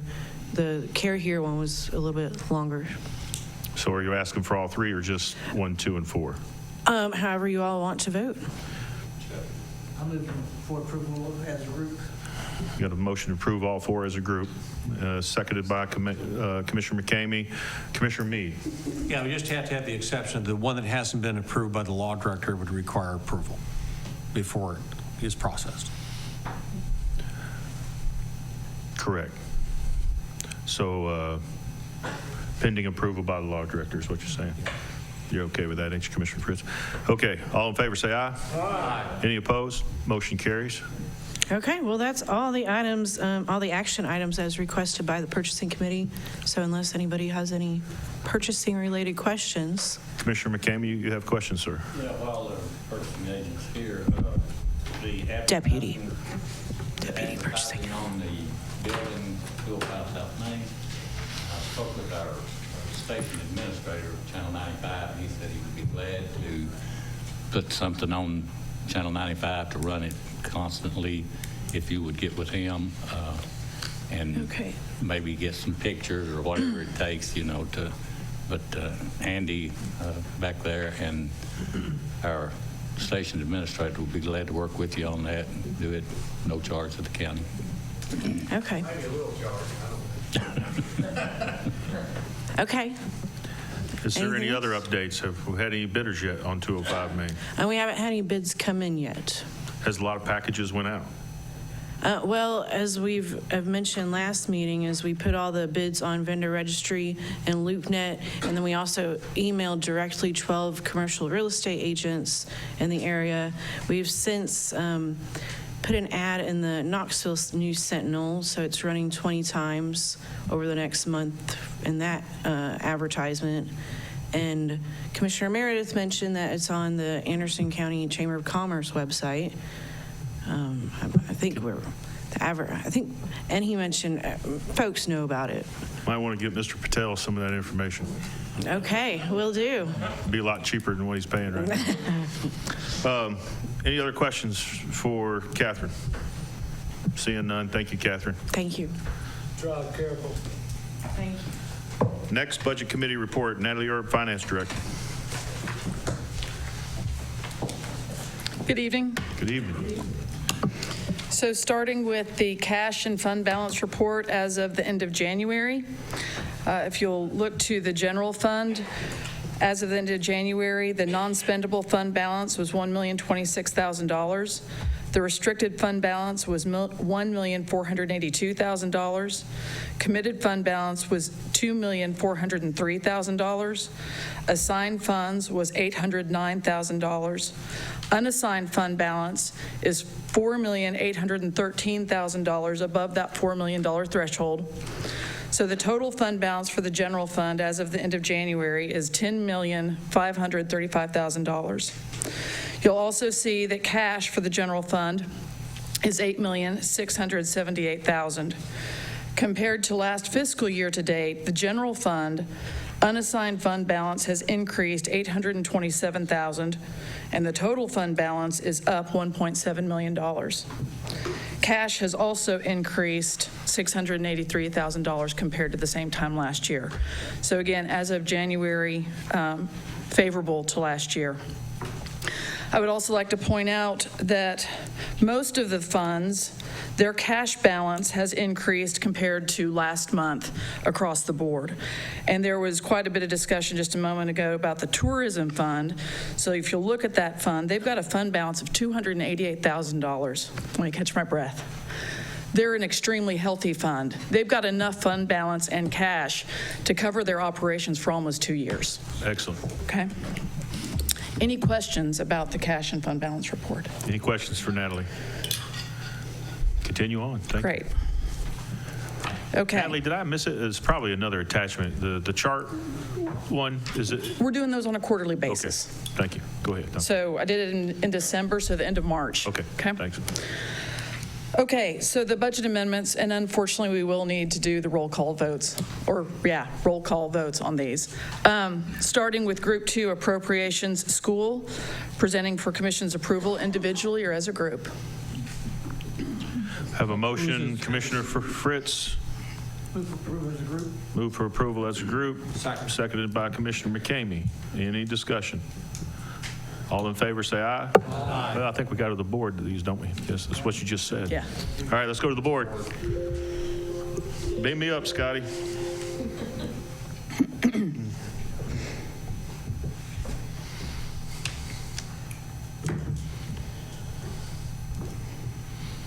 Motion passes, 15 yes.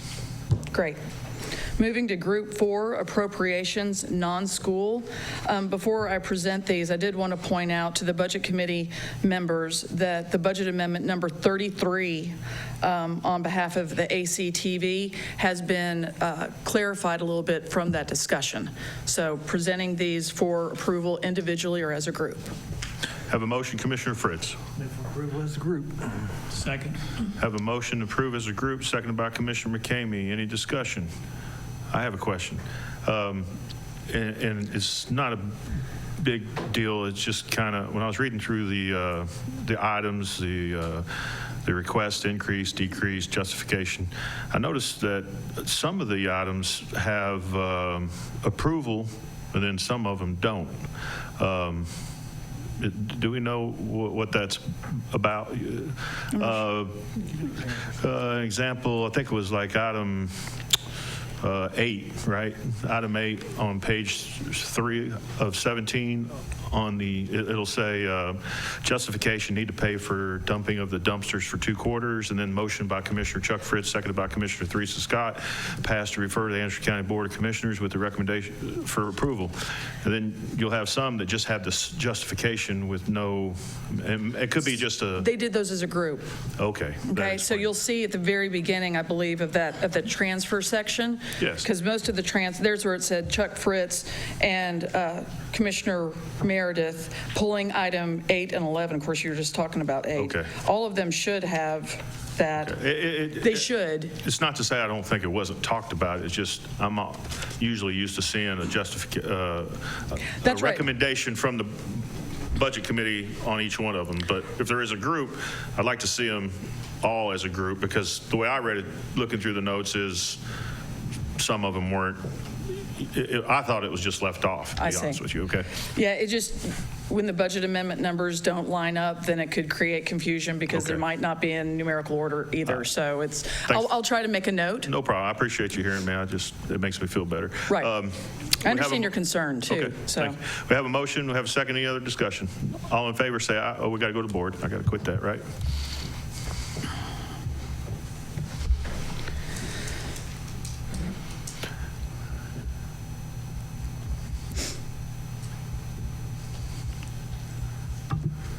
$15 yes. Thank you. Moving on to Group 5, transfers, non-school. There are 2 presenting for your approval individually or as a group. Second. Commissioner Scott, motion to approve as a group. Yes, sir. Second. Thank you. Have a second by Commissioner Dittenberg. Any discussion? Let's go to the board and vote.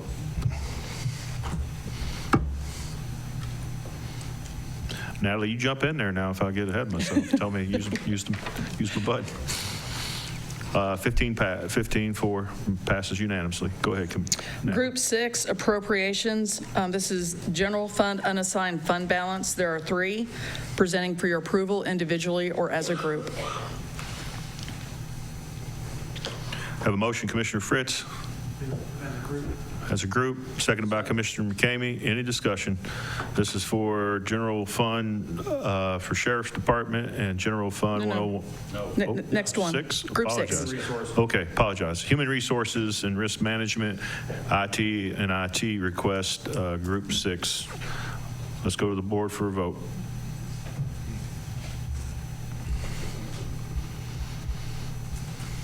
$15 yes, motion carries. And then Group 7 was discussion items at the Budget Committee. I don't have any action to bring before Commission unless there are questions. Any questions for Natalie? Carry on. Okay, and then the last thing that I have for you tonight is I wanted to let Commission and the audience know about the budget process as we're moving into March. March 1st will be when I, as Finance Director, distribute the proposed budgets to the Budget Committee.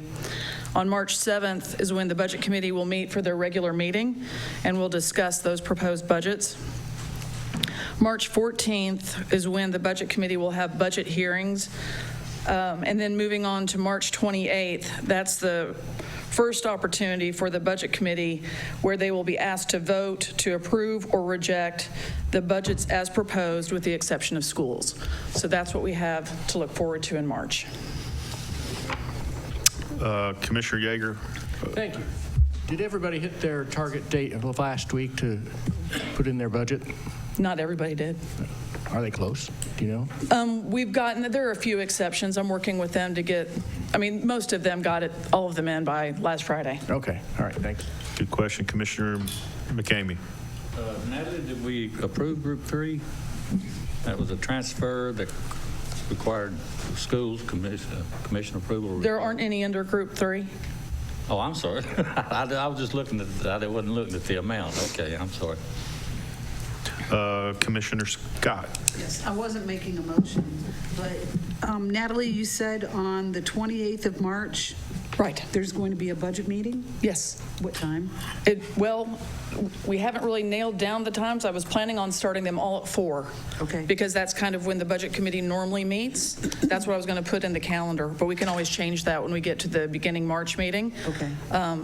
In case we want to add more meetings or change them around. Well, as long as we're able to announce it to the departments ahead of time. Right, and we might want to consider possibly meeting earlier in the day if we want more involvement from the departments and offices and agencies. Okay. So we'll talk about that when we first meet. Brilliant, thank you. Commissioner Isabel. Thank you, Mr. Chairman. Yes, sir. I just want to acknowledge our tourism director, Stephanie Wells, on the job that she does. I know that we've talked about the budget and how much money they have and have a very healthy budget, but tourism is a vital, important commodity to Anderson County. But I just want, I've been fortunate enough to be on that board now for 9 years, and I think they do a good job. Thank you. Thank you, Commissioner Isabel. I agree. Any other questions? You said the last 3 items, Section A, B, and C, was just informational. Right. Section C, is that like a draft that you have for the tax rate, or is that something you'll be discussing in the budget committee? Or Let me just speak for a minute since you're asking the question. Sure. So if you'll recall, last year we moved 10 pennies from the general debt service fund into the capital fund, and then some of those pennies were pulled away really to offset the salary increases for last year.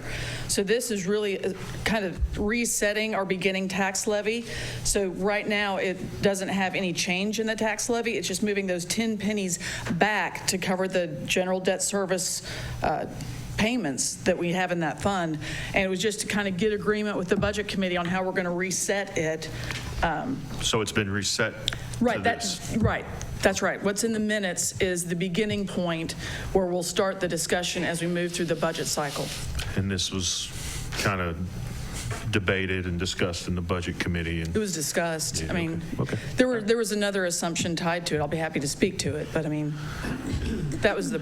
This is still going to come before the body. Oh, absolutely. Yeah, because it'll but have to be. This is just a quick. The way I looked at it, it's a quick snapshot of what you're proposing as we move forward. Right. It's so we can have a beginning assumption on how those property taxes are going to be distributed across all the funds. Great. Thank you. I appreciate you answering that question. Apologize for going backwards. Any other questions? Do you have any other items? That's it. Thank you, Natalie. Thank you. Appreciate Have a good what you evening. do. Thank you.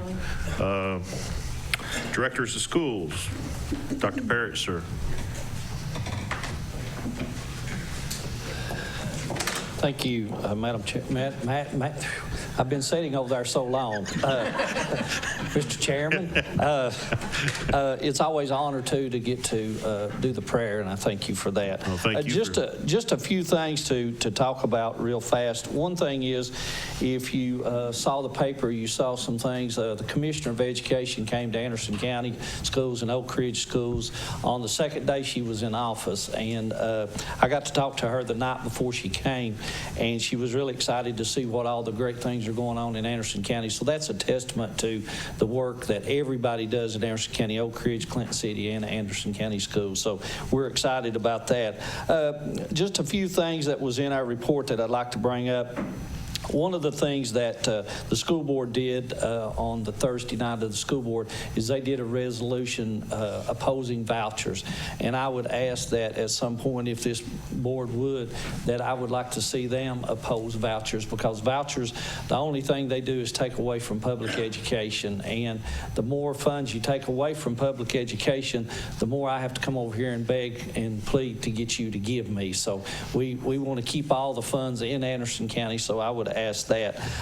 Another thing is, I would like to personally thank the Sheriff Barker and his staff for, they did a, as you know, they did a no-shave November, but then they did a double-down December, and they took that money and donated it to the ROTC programs at Anderson County High School and Clinton High School, and they presented about $1,600 a piece to those, so really appreciate what they're doing with that. And on that same note, Melissa and Jim Charles, they really and truly do a lot for Lake City Middle School.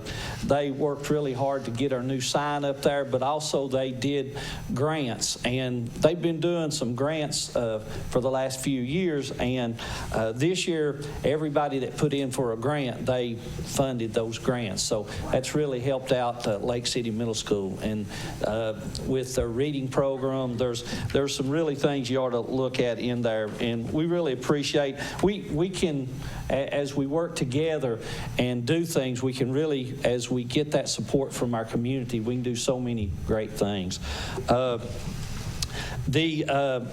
We've got students now that are, as you know, we do this thing called the Elite 100. And when we first started, we really had a goal of 100 students to be college and career ready when they graduate.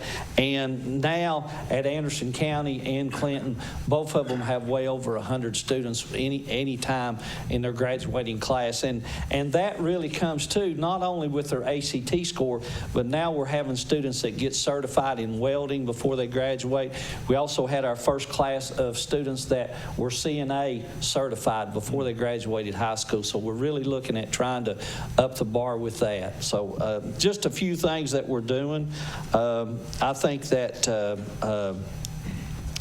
it's just amazing what our teachers and our students do these days. So we really appreciate the support the commission gives us. And just another note, the ESG project that we're working on, that $11 million project, they've started working on that. We've got some timelines to be working through this summer to get all those things finished. And then we're looking at one other thing with them, and we'll be bringing back some information about a solar project that we may be looking at putting solar on all of our schools.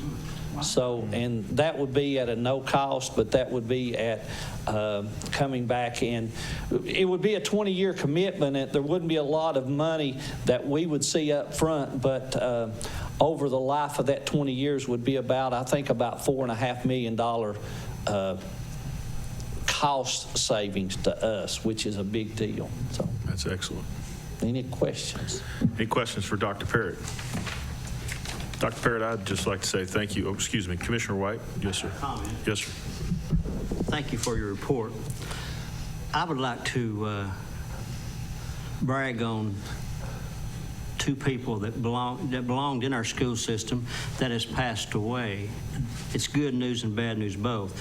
Howard Henniger used to be a school board member and Army vet and county entrepreneur, and Joe Henniger was I think a librarian and teacher for 42 years.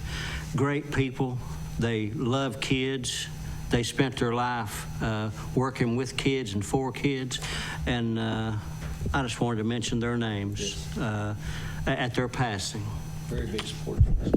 Thank you, Commissioner White. Commissioner Smallridge. I'd just like to follow up with what Dr. Parrott said about vouchers. I'd like to see this body pass a motion, maybe prepare a resolution in opposition to vouchers. They have a very bad, very poor impact on our schools. It takes away funding that we need, and so I would, I don't know whether I need to make a motion or it's appropriate or. I'll have it ready next month. Or if you want me, if you you want to pass a motion tonight, you draft it and send it down. You seen it, it's the quickest route, but I'll have it ready next month. Thank you, Jay. Commissioner Smallridge, I think it'd be appropriate to make a motion to send it to the Legislative Committee to have that resolution drafted. Certainly, Jay can go ahead and begin working on it. And then, is that okay with you? We're going to be meeting anyhow. Yeah, yes, sir. Okay. Any other discussions? I'll second that motion. I already did. A motion was made by Commissioner Smallridge, seconded by Commissioner Meade. All in favor, say aye. Aye. Any opposed? Motion carries. Commissioner Kame, did you have anything? What I wanted to say, Dr. Parrott, is,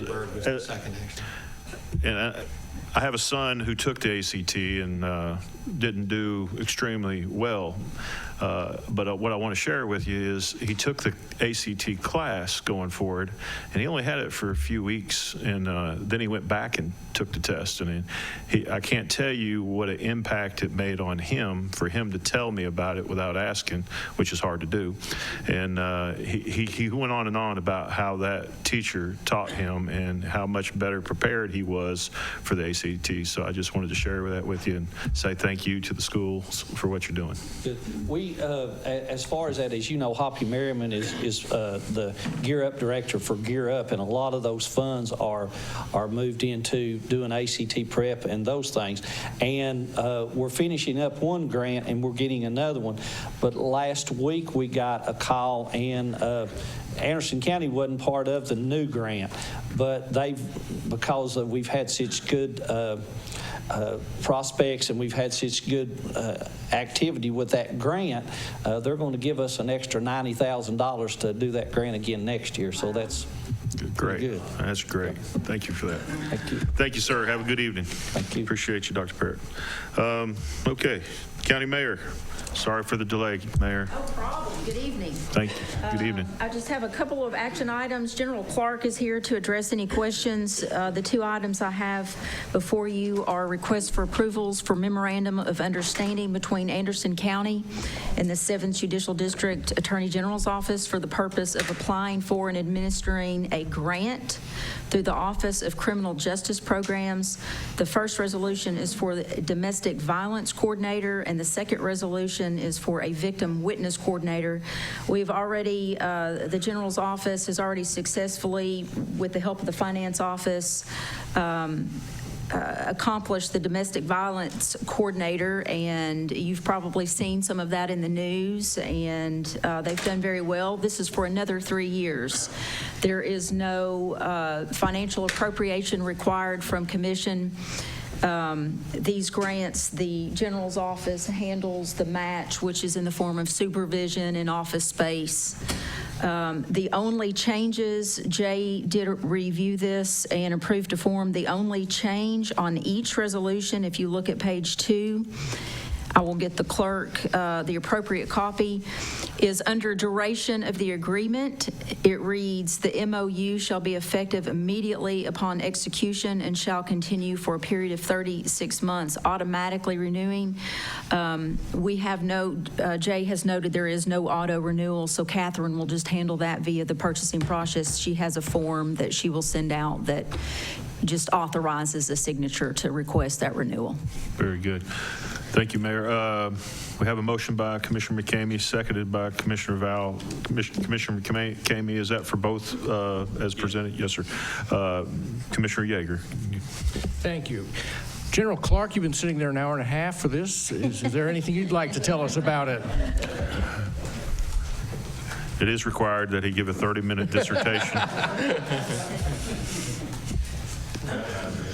This is like this is like a walk down memory lane for me. I enjoy it. We appreciate Commission support in the past. This is a continuation of one grant and application for another. Our previous grant that you support has been very successful. We've been able to prosecute a number of people in the domestic violence area that, frankly, we would not have been able to without the support of this grant. So this would continue that grant for another 3 years. That's $195,000 of services brought into Anderson County. The second grant would simply add another person that's not restricted to domestic violence another $195,000 of services for Anderson County. So we appreciate what you've done. Thank you, D.A. Clark. We appreciate you, sir. Thank you, Mayor. Any other questions? All in favor say aye. Aye. Any opposed? Motion carries. Thank you. Just a couple of things. I have an update on Census 2020, and then also our Health Department Director, Art Miller, is here. I distributed to you a letter from the state of Tennessee about a hepatitis A outbreak, and I thought it would be beneficial for him to share with you and the folks at home a little bit about that. Thank you, Mayor. Mr. Miller.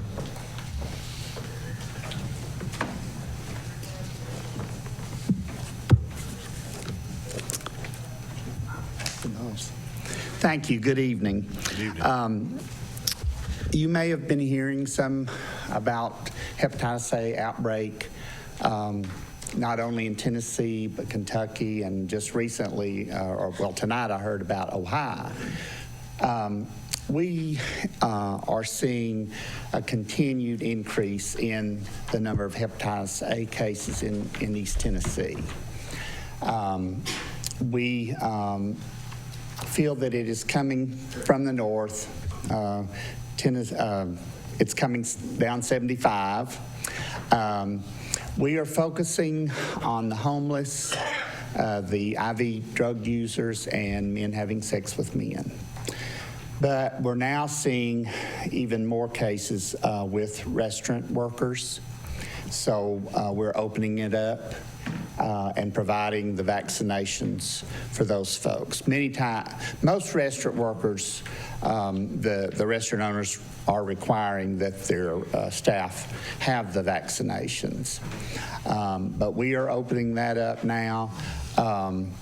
In East Tennessee, there's about 73 cases.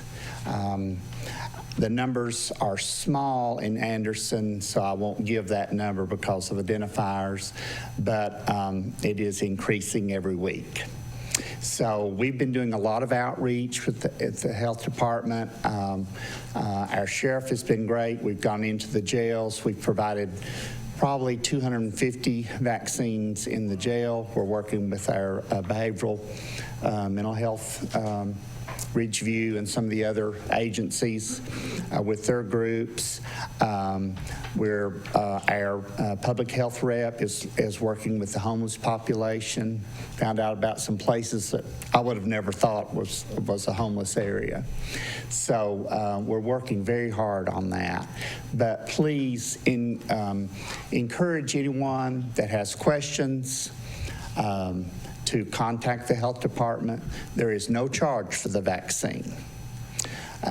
Some of you may remember back in 2004, we had an outbreak with a restaurant at the interstate.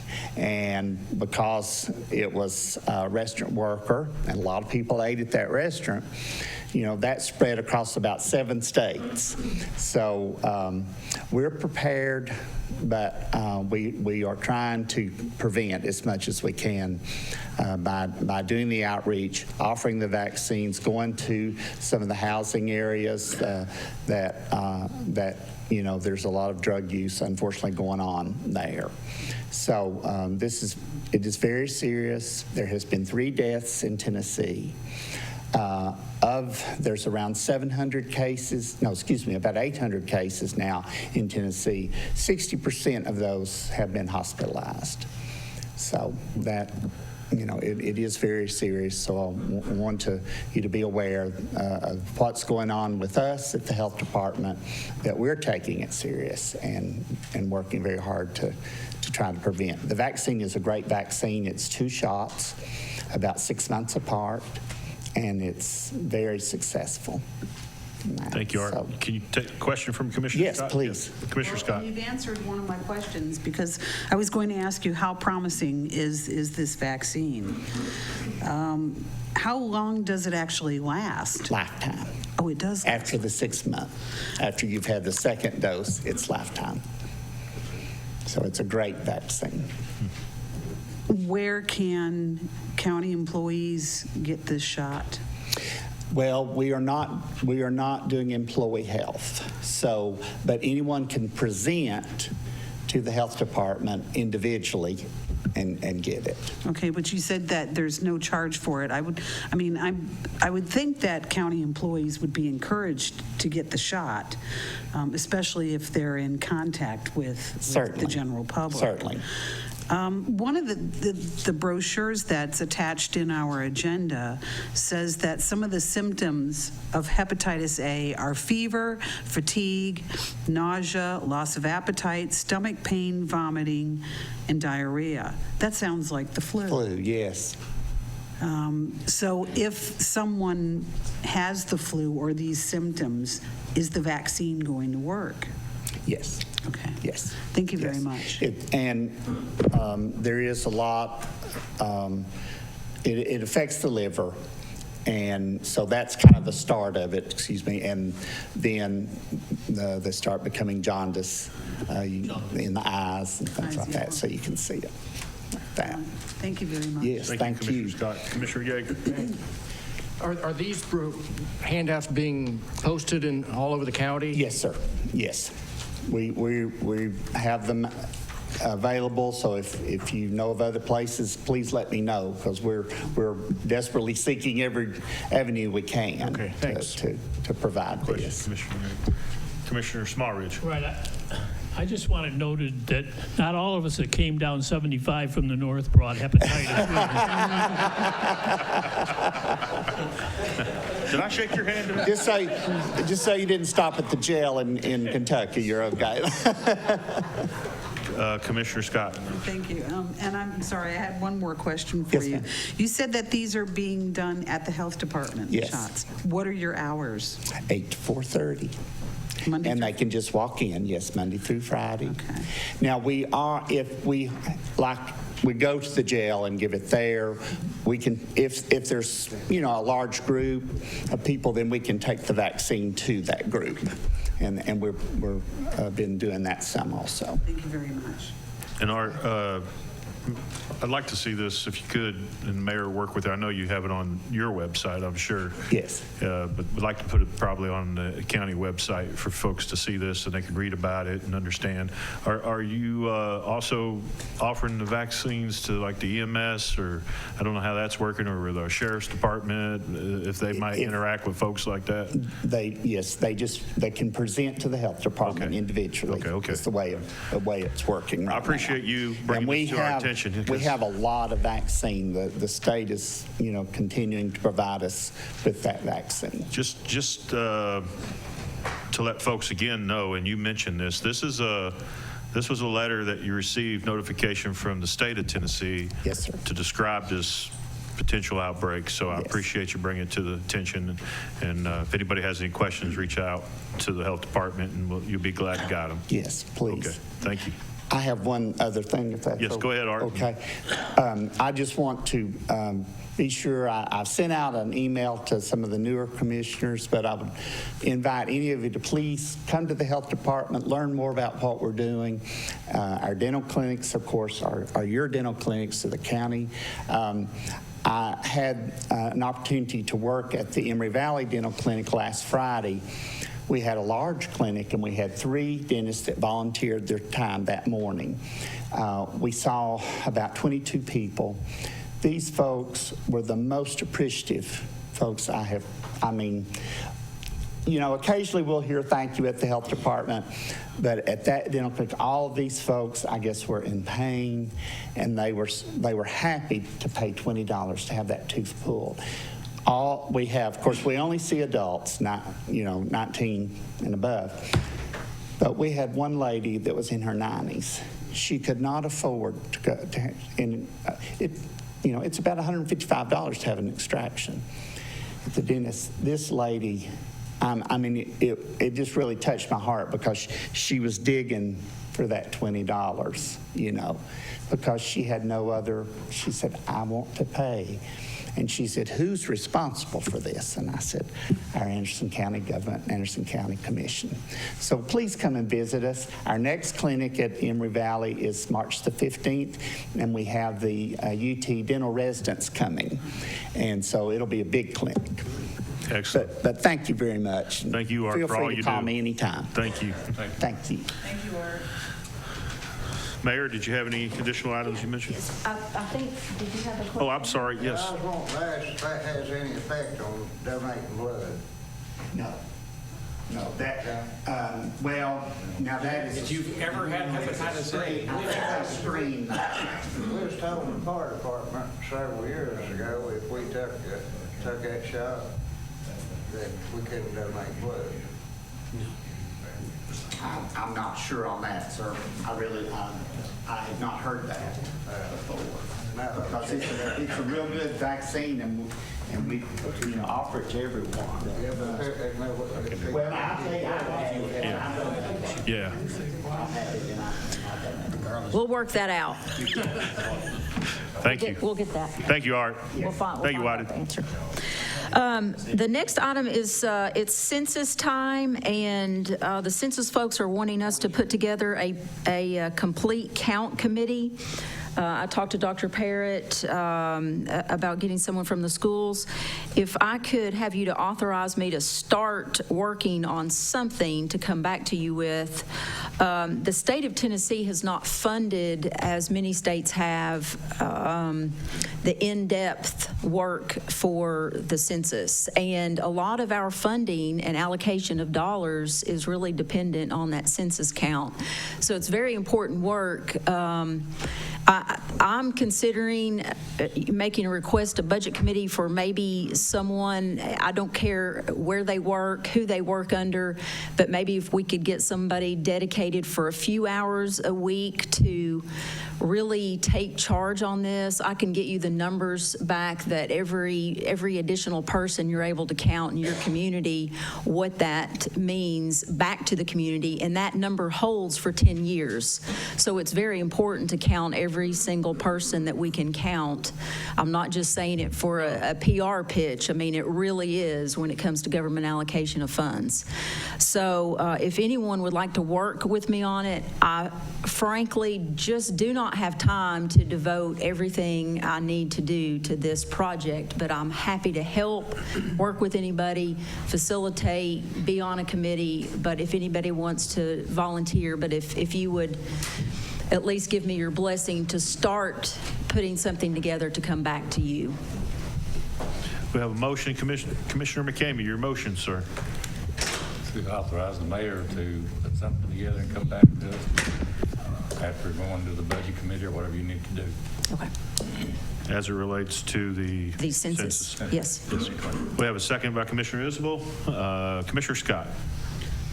Mayor, what about Mark Stevens' office?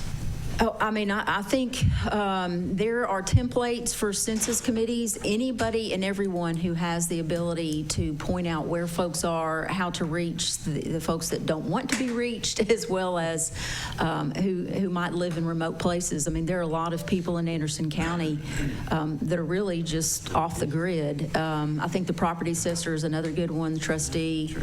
So there are a lot of folks that we could bring together at a table, but we need to get going. Yeah. Mayor, Yes. I heard Commissioner McCamey. This will also help with the redistricting as well as we move forward. Absolutely. Okay, very good. Any other questions?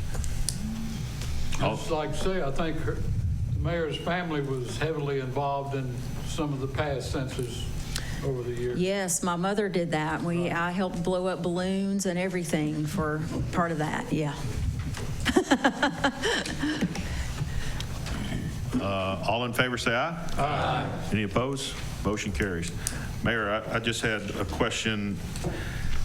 I've had a couple of calls. I don't know if Commissioner Fritz has, and nothing that anybody's doing wrong, but at the East Wolf Valley Convenience Center, a couple of Saturdays, the center shut down during the day, and been a lot of folks upset that the center been closed. Apparently, the vendor, Waste Connections or whoever, hadn't came to empty the full containers. Chuck, have you had any of those calls? And I've experienced it myself. yeah. So I guess when a situation like that happens, Mayor, what do you advise us to do, or Commissioner McCamey, I think you're on the solid waste, but what? I didn't know about it. If you'll just send me a text, I will get with Jeff Travolka, our solid waste supervisor, and I also have the contacts for the Waste Connection folks and find out what's going on and try to expedite some solution ASAP. I know, I think that happened once last year, and we were able to get something up and running in about an hour and a half. You did. So Absolutely. that is a facility I would love to have maybe a public meeting where at some time I would love to see us expand that facility somehow, whether that's a new location or what. But it's just, if we could get some more space in there to have another compactor. I mean, Claxton is a growth area, so I think that is part of the issue as well. Okay. Chuck, did you have anything on it? No more on that. Now, the other thing that was same situation is, has the glass recycling container been removed from that location? Because I'm getting some calls about where are they supposed to take their glass now that the glass recycling container's been removed from that. I have no idea. I will definitely check on that and get you an answer first thing in the morning. I wasn't aware that that was I'm bouncing around here, got a lot of questions. I will go one step further on that. Oak Ridge and Norris. They don't. Oak Ridge and Norris is the. They don't recycle glass anymore. No. So no one recycles glass. I think Norris still does. Well, I don't know about Norris. Glen Alpine does not. On social media, I've seen that Norris did take the glass, but the county doesn't because it costs more to recycle it than it does to bury it. Okay. Commissioner Waddell, and I'll come back around here. Well, that's just to follow up on this one second Okay, question. go ahead. Just when they had those two dumpsters full and gone, compactors, they started using the recyclables dumpster and started putting this regular trash in it until it got full, then shut it down.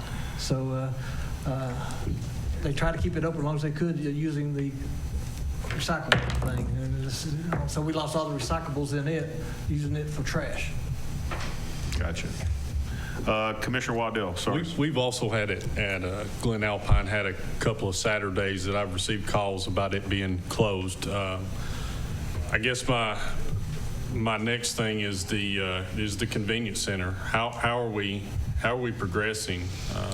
The Solid Waste Board met a couple of times on the plans, to review the plans. The engineer put together the bid documents. I know our planning office and solid waste folks actually personally reached out to multiple construction firms, paving contractors, and so our next step is, I don't know what the date is. If Catherine was here, she would know that. I don't know what the cutoff date is for when those bids are due, but I think we've already got 11 or 12 bids in. So once we get those and see where we are, then we're going to have to do the number crunching and how we're going to pay for it. I know the estimates were a little bit high, but for instance, our solid waste board, we just did the Green Valley Convenience Center. The cost on the concrete was probably, Commissioner McCamey, you may recall, I think maybe a third of what they were projecting at the solid waste meeting from the engineering side. But they're not, in their defense, that's not what they do. They're doing the design and so there is a way, if you look back on what Anderson County put in place, there are steps to fund this, but the cash is not all in the bank. So for instance, one of the agreements made was that when we move it, the city of Clinton will give us 100 and some thousand. I don't remember that exact number, if it's 104 or 109,000. That's upon moving. There are, then there's the sale of the existing site. There are different ways that I think that we can get to where we need to be, but it may mean doing some kind of borrowing from the general fund to go over to solid waste until those funds come in. But once we see what those bids are, then everything will come to you. So it won't move forward without your approval. So, because right now it's about to float away. We've had so much rain that it's been underwater quite a bit. it's also holding up development in that area, of course. So I would like to see it on the agenda every month and just Okay. have an update as how we're moving. I get calls all the time about it, wanting to know where we're at. Sure. And concerns, because it is normally backed out in the road, and it's becoming a larger issue now than it has been. So I know with the rain, I have become the flood expert, and I'm telling citizens I don't know anything about that.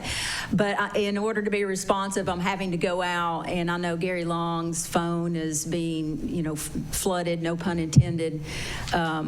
It's just unprecedented rain. I mean, TVA noted that it was the highest record amount of rainfall, and we've got a lot more coming. So we've definitely got some issues. do you have a time frame on when you think it's going to be completed, roundabout figure? Well, if we get the money worked out, a lot of it's going to depend on what those bids come in, because if it's something, really high, I know our mindset, we've done this before on the Green Valley, we rejected that bid, and then Jeff picked up the phone and called a bunch of folks who poured concrete. And if it comes in too high, we will reject the bids and try again. And we've done that before on other projects. So that's going to be the big thing, first and foremost. Do we have the funds to be able to pay for it? We think that we can do it, at a lot lower cost than was projected to us. So once we get the money together, I don't see it. I'm not an expert, but the folks that I'm talking to that know the business don't believe it'll be a very long project. So. Thank you. Thank you, Commissioner Waddell. Thank you, Mayor. And Commissioner Waddell, I just add to operations, might be a good spot to put it on the agenda. Glen Alpine update, and that'll give us some time to get more information, give the mayor a chance to bring it to the operations, Commissioner Isabel's committee, and we can then bring it back, get more answers for this body when it comes in. Good questions, though, so thank you for asking. Who's next here? Did you have something else, Mayor? Just one last little thing. I'll be quick. I do want to personally thank the county commissioners. Nathan Sweet has gone to look at the first ambulances, and we're going to, when those come in, as he's notified you, we're going to have an event for you all to come see them. And then also, at my cost, we're going to have a cake thanking the community as well as thanking County Commission, because you put those life-saving vehicles on the road, and we are enormously and sincerely appreciative of that. Thank you very much. Very kind of you. Thank you, Nathan. Did you have something to add on the EMS, or No. did you want to? Commissioner Waddell asked about the time frame, and the bid is going to be open the 21st, which is this Thursday. Okay, great. Thank you, Commissioner Kamey. I appreciate that. Commissioner Isbell, sorry, sir. Thank you, Mr. Chairman. Mayor, I've got a statement and a question. One of the things is, and this could be a situation at our convenience centers that I have noticed at Green Valley, is if you remember several years ago, we talked about the pressure on the compactors. Okay. Now, if they're picking up on a Friday and they're full on a Saturday, we may have a situation like we had at Green Valley most recently. Instead of 2,100 or 2,200, they're back down to 700, which means you're going to haul 3 times versus 1. And that's where the county money comes from, is they get paid by the haul. Yes, sir. So that's something we need to look at, and especially if you're a county commissioner and you go out there and that thing's full, go over and see what the pressure is, because the taxpayers is paying for those extra hauls. And the question is about a year or so ago, is we talked about space, courthouse space, and all the properties that the courthouse that Henderson County government owns. And I know there's a lot of speculation and talk about, space that needs to be utilized in the courthouse. Did we ever come up with a committee? I know we talked about that. No, I know that I'm working with Randy Walters.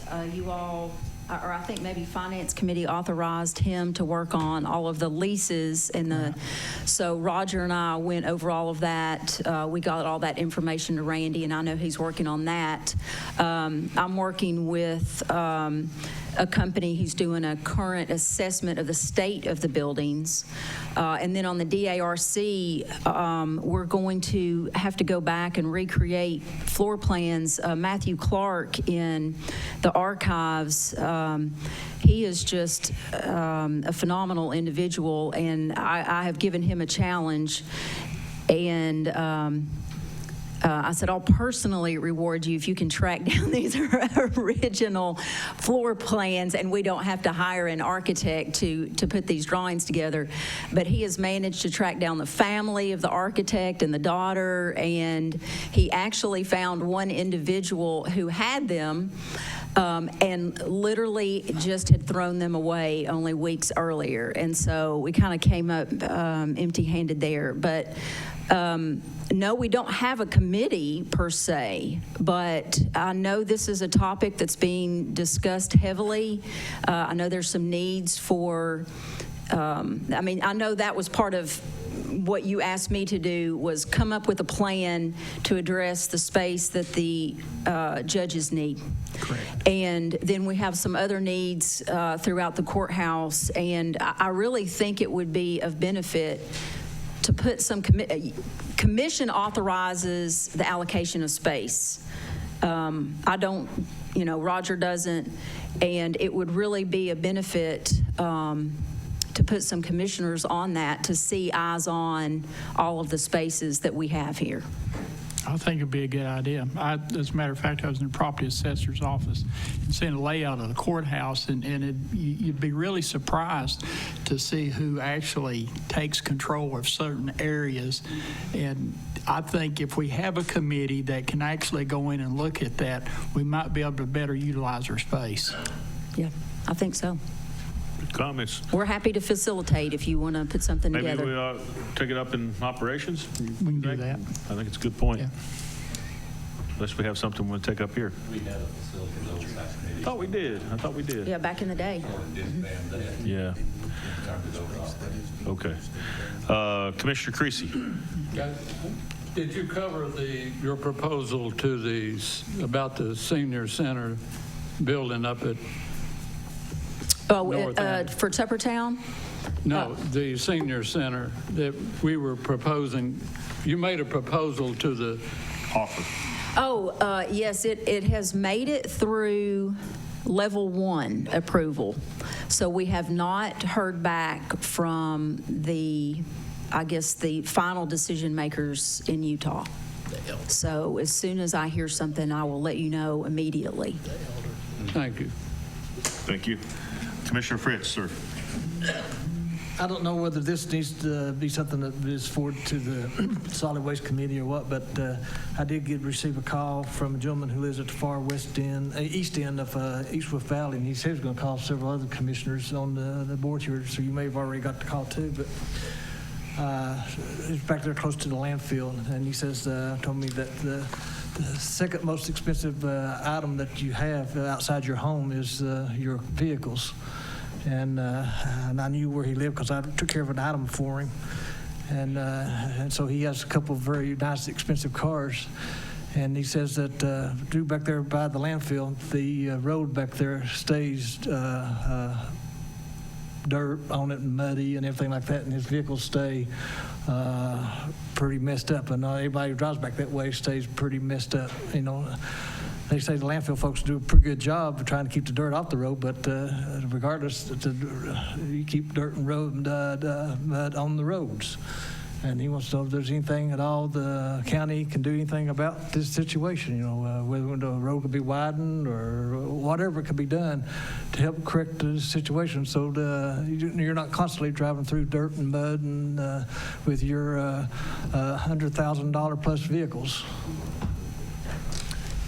I can bring that up with the planning folks. There are requirements if you are tracking a lot of mud onto the road, so we could request they remediate their portion, and then the county side of things, I'd have to get with Gary Long and see what he would be able to do. Thank you, Mayor. But I'm happy to look into that. Thank you, Chair. Any other questions for the mayor? Let's take a 10-minute break. Is that long enough? Yeah. We can't please everybody here, but some folks like to take a break. 10 minutes good enough for everybody? Yes, sir. 10 minutes. Let's take a 10-minute break real quick. We'll see you back here at 8:45.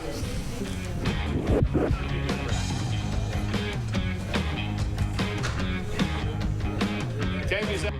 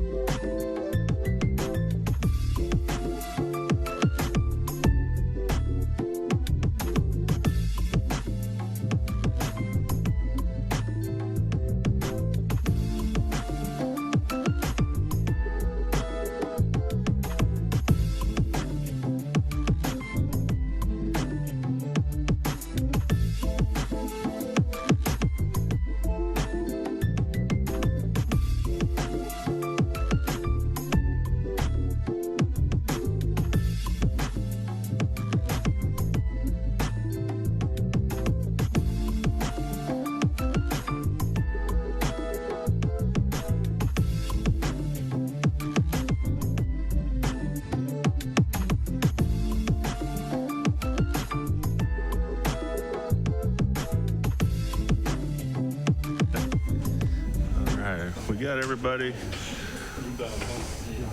Wait on Mr. Val here. Get on a roll. Sorry, Shane, they pressured me into hammering. Okay, we're going to get back started here. Call the meeting back to order. Next is going to be Law Director, sir. Thank you for your patience, Jay, and it's good to see you. No problem, Mr. Chairman. I don't have any action items, but I'll be glad to entertain any questions anyone may have about any issue that we're facing. Any questions for the Law Director? And if something pops up, please email me, call me. Be glad to help you, okay? Thank you. Thank you, Jay. Appreciate it. Next, Property Assessor Department's John K. Alley, sir. Hello. I said you've got books. Yes, I've got some books I can distribute later for other things, but it's a pleasure to be here again. I'd scheduled to be at the operations meeting, but we had the TVA meeting in the city of Oak Ridge. I attended that because the meeting was canceled. But the reason I'm here is basically for the same reason that I came to operations, and I can't remember if I came to full commission about a year and a half ago. My request then was to have all my employees in one office. I've got a mapper across the hall. I've got an equalization board that's meeting in the trustee's office, and I just would like to establish a meeting boardroom large enough to handle equalization board meetings, and maybe even create future storage as well as a break room for my employees. When I went to the committee at that time, I think Commissioner Isbell brought it up earlier, I was told the committee would actively looking into space allocation in the courthouse, and I don't know whatever happened at that time, or if it's progressed forward, or if it's through operations, or if it's through full commission. But that's why I won't go ahead. Maybe I'll go backward. I'll come to you, and then I'll go to the operations. If that's the will of the commission, is fine with me. I currently, like I said, I hold my equalization board meetings inside the trustee's office, and I think the new trustee might be having some plans for that, so I'm looking ahead. Plus reappraisal's coming, so it's going to be more than just the 2 or 3 days we've been having. My office is still split. My mapper's on the other side of the hall. If somebody comes up, I have to run them across the hall to go get the mapper, and I don't know sometimes if he calls out, if he's gone. It's just hard to manage with being in 2 separate areas for an office. My employees not had a break area to go eat lunch or anything for over 6 years since I've been in office.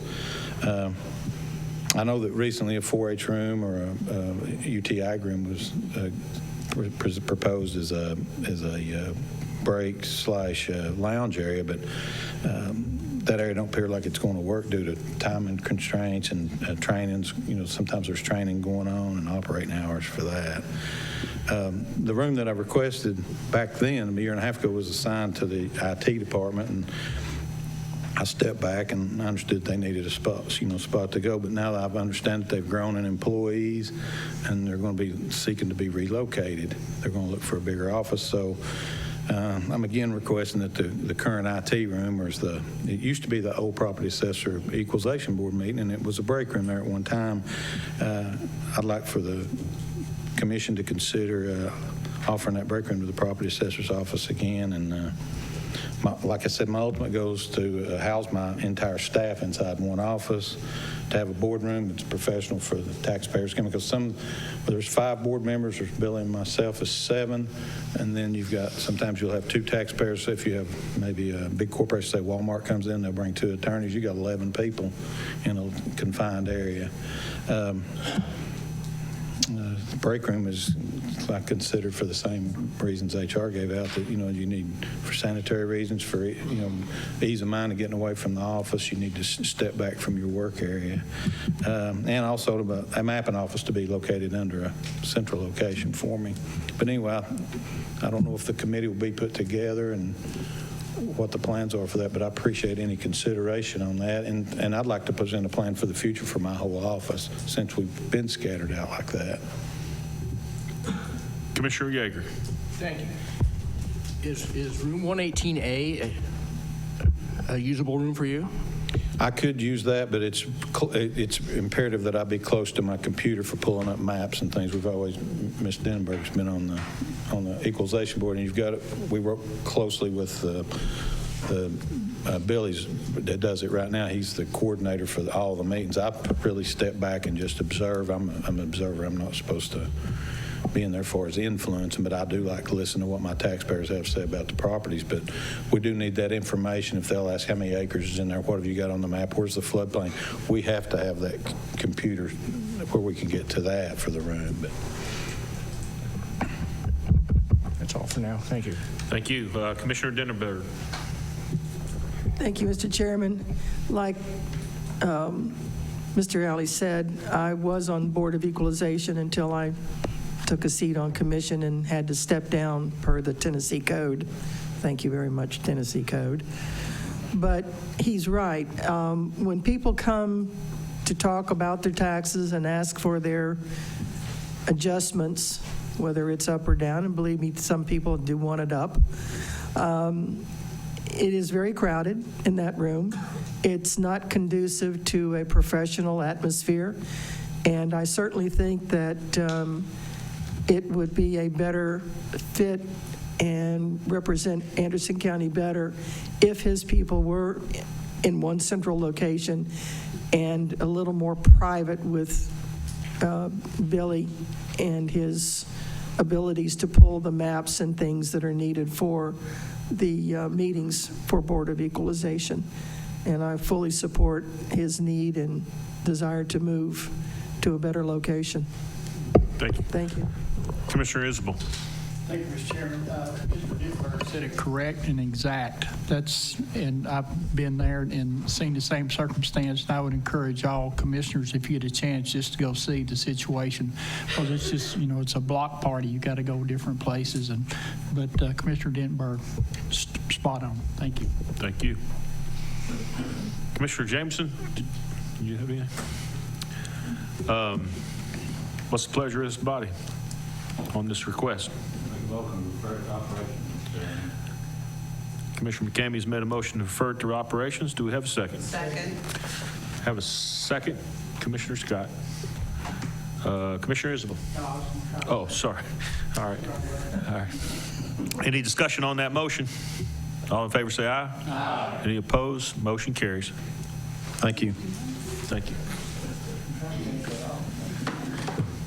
Okay. Thank you, Johnny. We'll appreciate you bringing it to our attention. I'm sure the Operations Committee will do something about it and take a look at it, sir. Next is the HR Department. Kim. While Kim's walking up, I'd like to say thank you, Chairman Isabel of the Operations Committee, for canceling that meeting and allowing all of us to attend the Oak Ridge City Council meeting for the TVA. I really appreciate you doing that and your leadership on that. I thought that was well done. Thank you as well for your leadership during that and going forward, informing all of the Anderson County residents and the Claxton community. I think what you're leading up right there is very important. Thank you. Me and Commissioner Fritz are going to stay tuned. Sorry, Kim, go ahead. You're fine. I only have one action item that I'd like to request from Commission tonight, and that is the approval of the attached bloodborne pathogen exposure control plan. So moved. Commissioner Fritz with a motion, seconded by Commissioner Denenberg. Any discussion? All in favor say aye. Aye. Any opposed? Motion carries. Thank y'all. Thank you, Kim, for bringing it to us. Quick enough. Yeah, thank you. Have a good evening, Kim. IT Department, Brian Young.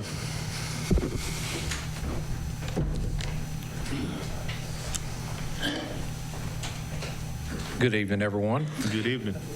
I have a request for, as the staff was approved tonight in my budget, you all made it a choice to approve that. I am now in a situation where I do not have adequate space to house another human in my office area. I have been speaking with, asking around, talking to different people. I know Johnny's in the same situation. We're all trying to find some adequate space to work with. I had been talking with Mark Stevens, our election commissioner. He offered a space down in room 120, which is directly across from Public Works, which our telecom room is in room 124 downstairs. We are quite often working with. It's one of my major areas that I'm inside working in that room or working with the systems in that room. It is a major part of my day. The fact that Mark was willing to offer that area, what he would like to have in trade is the space I'm in. So that was his request, so I've brought it to the committee here, or the commission, to see what is thought about that and/or how to proceed if not. I really am not having an expectation here, more of I'm asking what to do with this one. I don't know how to proceed. Commissioner Scott. Thank you. Is 124, is that where the voting machines are kept? No, 120. My question. I think that's pre-trial, isn't it? No, I think the voting machines are on past that in the corner. That's in the corner. That's in the corner. Yeah, that's the part Okay. you could give up. I've preached that for 20 years now. 120 is right directly beside that room, right before 124. So you got the large area of marked storage voting machines. Then Mark has an area that's 3 offices. It's got a door and then 3 doors within it, right between that and 124. So it's all right there together. And I'm sorry to interrupt, but I mean, this brings up a precedent. Go out of shuffling. I know Robert's been on top of this for years, but we're looking at these victim witness conference rooms. And Right. we've talked with Ms. Harris and where that she'd feel comfortable. You know, she doesn't feel very comfortable moving these records down to DARC, but she would consider that room downstairs that we're talking about in the far back corner of the old sheriff's office. So this is a big picture. There's a lot of moving parts to this. It's a domino effect. This needs to be studied by, I don't know if you want to refer it to operations, but there's a lot of moves here that need to be well thought out before we move forward. And I want to help Brian. He does a fantastic job. But there's a lot going on right here. The last I understood, that the space that he's offering to you just has some Christmas decorations in it. Robert, is that the way you understood it? Yeah. That's the old pre-trial, and that may be a wonderful place for you to be, especially if it's close to your telecom. But that room beside of it, the old sheriff's office in the back corner there, we may need that to move records out of the 3rd floor in order to accommodate the judge's request for the victim witness conference room. So there's a lot going on there. So we need to sign this to a committee, maybe operations or something, to work out all the pieces of this puzzle. And then, of course, we have a large amount of storage space that's climate controlled at DARC, and I don't know if Mark is willing to take some voting machines down that way, or some, I know Circuit Court Clerk Rex Lynch is, and Hal Cousins, our clerk and master, are moving some storage facilities down there to DARC to take care of some of the court storage. But there's a lot of moving parts on this equation, and we need to be very careful how we approach it. But it's up to you, but I think it needs to go to some committee that we can look at it very closely. But that may be an excellent place for you there, Brian. Are you talking about the room that has the 3 offices, the hallway, and 3 offices to the right? Yes, that gives me the ability to shut the door. That's one of the issues I have to work with. Is I'm dealing with a lot of private matters that are, that are issues that we can't even really open discuss. But I really don't like speaking to those issues in front of my staff as well in some matters. And I do not have that area. And then add another human being in, it's really, we had OSHA came in the other day, and they were unhappy with the way the space was. I'm up for recommendations on what I can answer to OSHA, because I don't really have space to get all of the material that they want moved out of the room anywhere. It's packed in as it is, and I think most of you all have seen my office. So it's just a matter of where do I go? What do I do in the next few weeks? Brian, I appreciate your request. I'm certainly not taking it on deaf ears here. Obviously, we can't make a decision as we sit here and figure out where everybody's going to go and who's going to have which space. And what this does is it opens up Pandora's box, and we'll have 15 other requests the next meeting, and other people want new spaces. But I think what Jay said and some of the commissioners have said, it should go to operations, and that's where it usually starts. And I'm confident that Chairman Isabel will make sure that there's some sort of action taken to where we can accommodate everybody best we can. With that said, Commissioner Scott. Well, and it does need to be discussed. It's unfortunate that we have a room downstairs that a department is willing to give up that's been holding Christmas decorations when for the past, 4 or 5 years, we've had departments step forward saying, we need a little more space, and we can't figure out where to put them because the building's only so big. And now there's this allotted space downstairs. I'd like to see some sort of a committee formed. Get the prints out of the building and figure it out.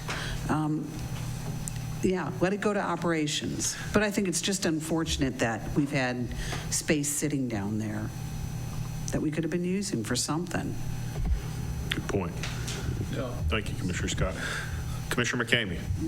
The trade-off that you were offered by the Election Commission is also the space that Johnny's requesting. And Johnny and I we're just waiting to see what you all want to do. We don't want to argue between each other about it. It's more of we come to you all to see what I think I've got some free time the next couple of weeks, so by the time Operations Committee meets, I'll be meeting with all of you and come up with some kind of a plan that would satisfy or at least be adequate for you. It may not be satisfactory, but it would be adequate.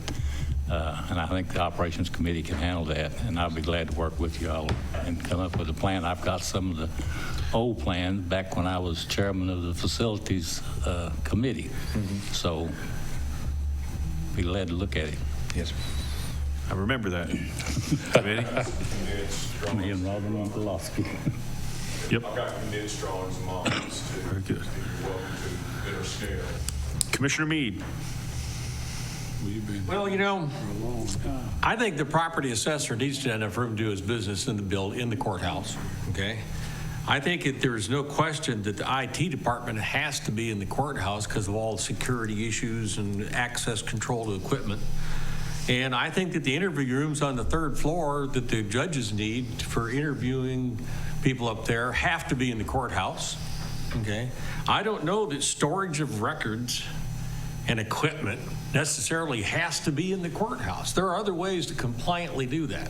When I worked at Y12, they started transferring all their records off-site to a special building. It was built for records and air conditioned and humidity controlled and security and all that stuff. Okay, and I think that voting machines in records that don't have to be accessed frequently. Now, there are some county records that have to be looked into fairly often, but there are some that hardly ever get touched. And even if we have a public records request, we have a week in order to figure out where it is and comply with the folks.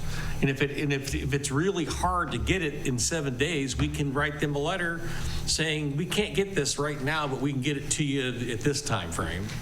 And that's how the public records things work. So I think this does need to go to the Operations Committee. But I think the direction we need to be heading is the property assessor needs some room. The judges need those rooms up on the 3rd floor. And IT clearly needs to have a place within the courthouse. And something close to his system is better. And so that's the direction we need to go. Thank you, Commissioner Meade.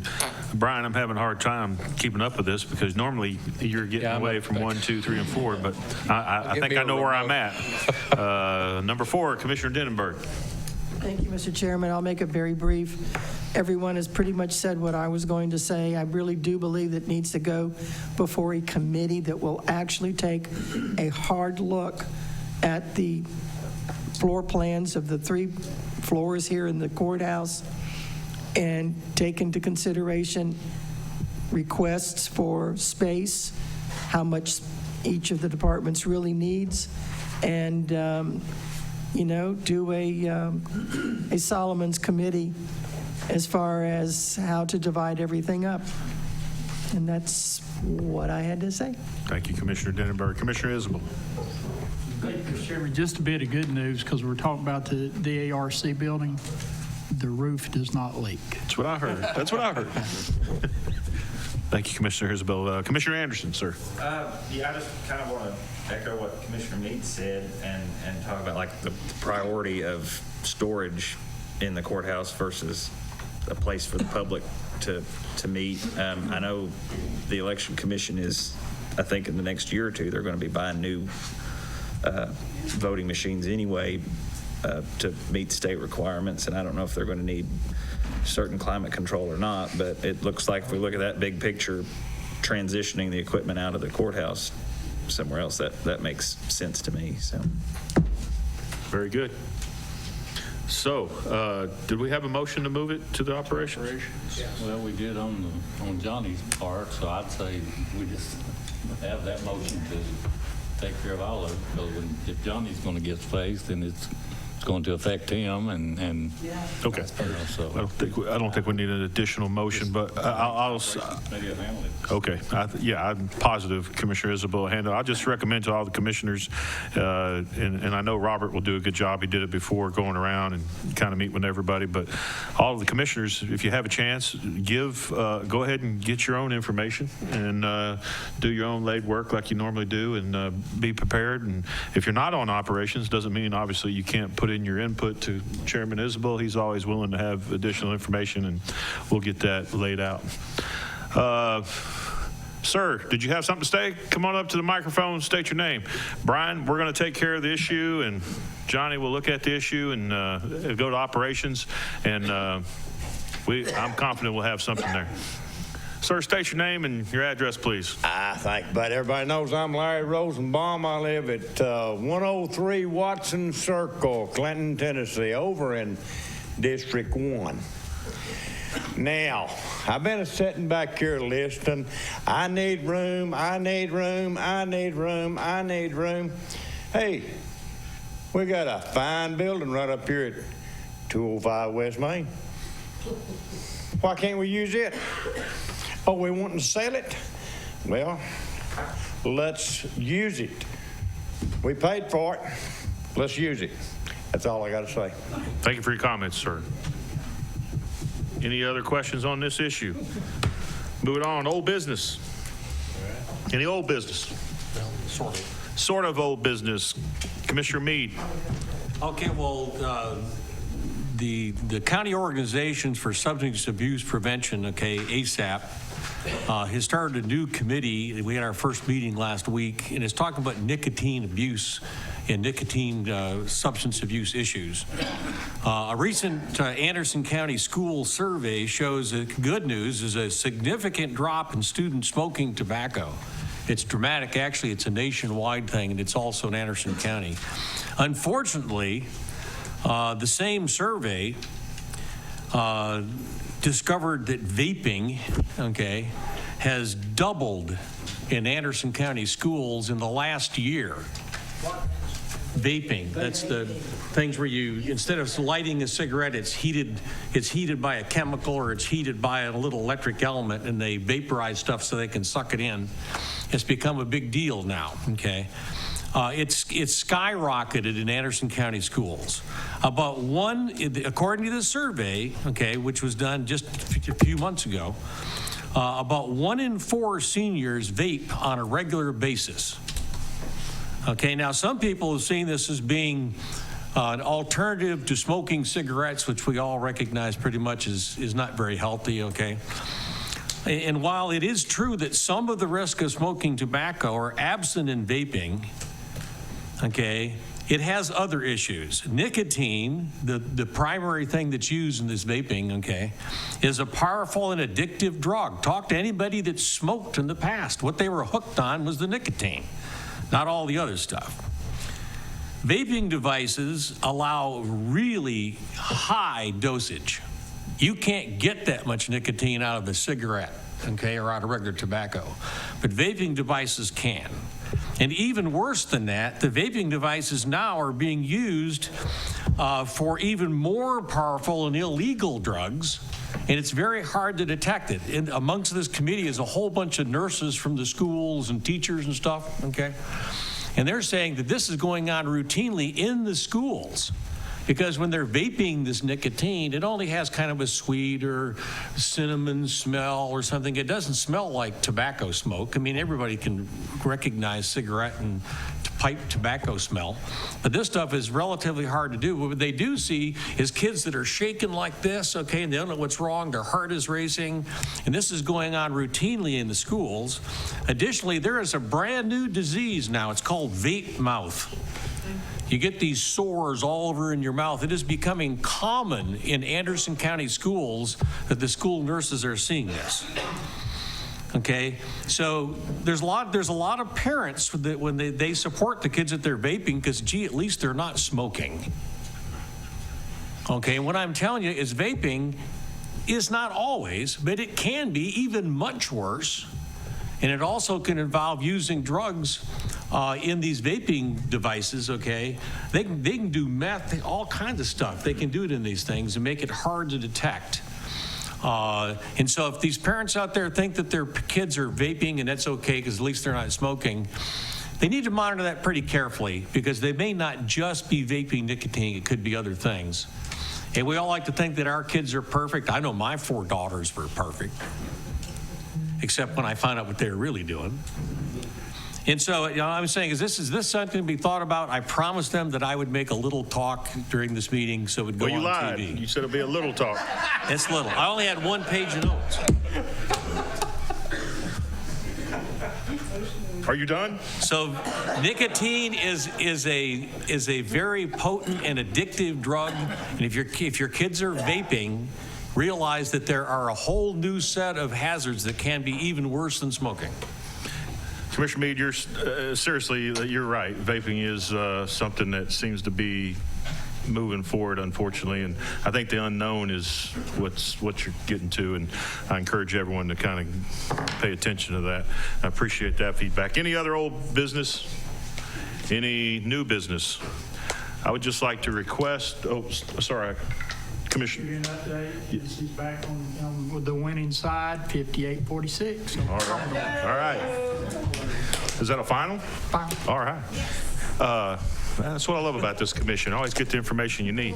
Under new business, I would just like to ask this request, if we could. I don't know if I'm allowed to make this request, so I'd like for somebody else to tact on it, I guess. But I'd like to have the TVA Bull Run issue brought before the intergovernmental committee that we have. It used to be the Revenue Committee.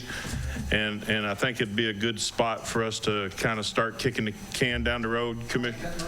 Have a motion by Commissioner Fritz, seconded by Commissioner Denenberg. Any discussion? This is just to kind of start talking about how we proceed as Bull Run comes to a close in 2023.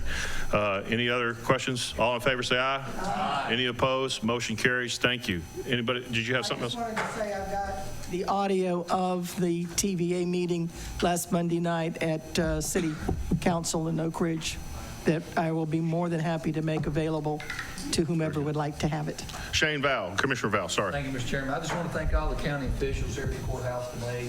We took the student council at the Lake City Elementary School on a tour of the courthouse. All the county officials that had time to stop and talk to them. I know you all have busy schedules, and I appreciate that. The ones that weren't here, they had a representative to be able to talk to them and answer questions, and the students really enjoyed it. And there's pictures on the school Facebook page. So just want to thank everybody for their time for that. Excellent. Any other business? Motion to adjourn. Motion to adjourn. All in favor say aye. Aye. All right. Thank you all. Well, the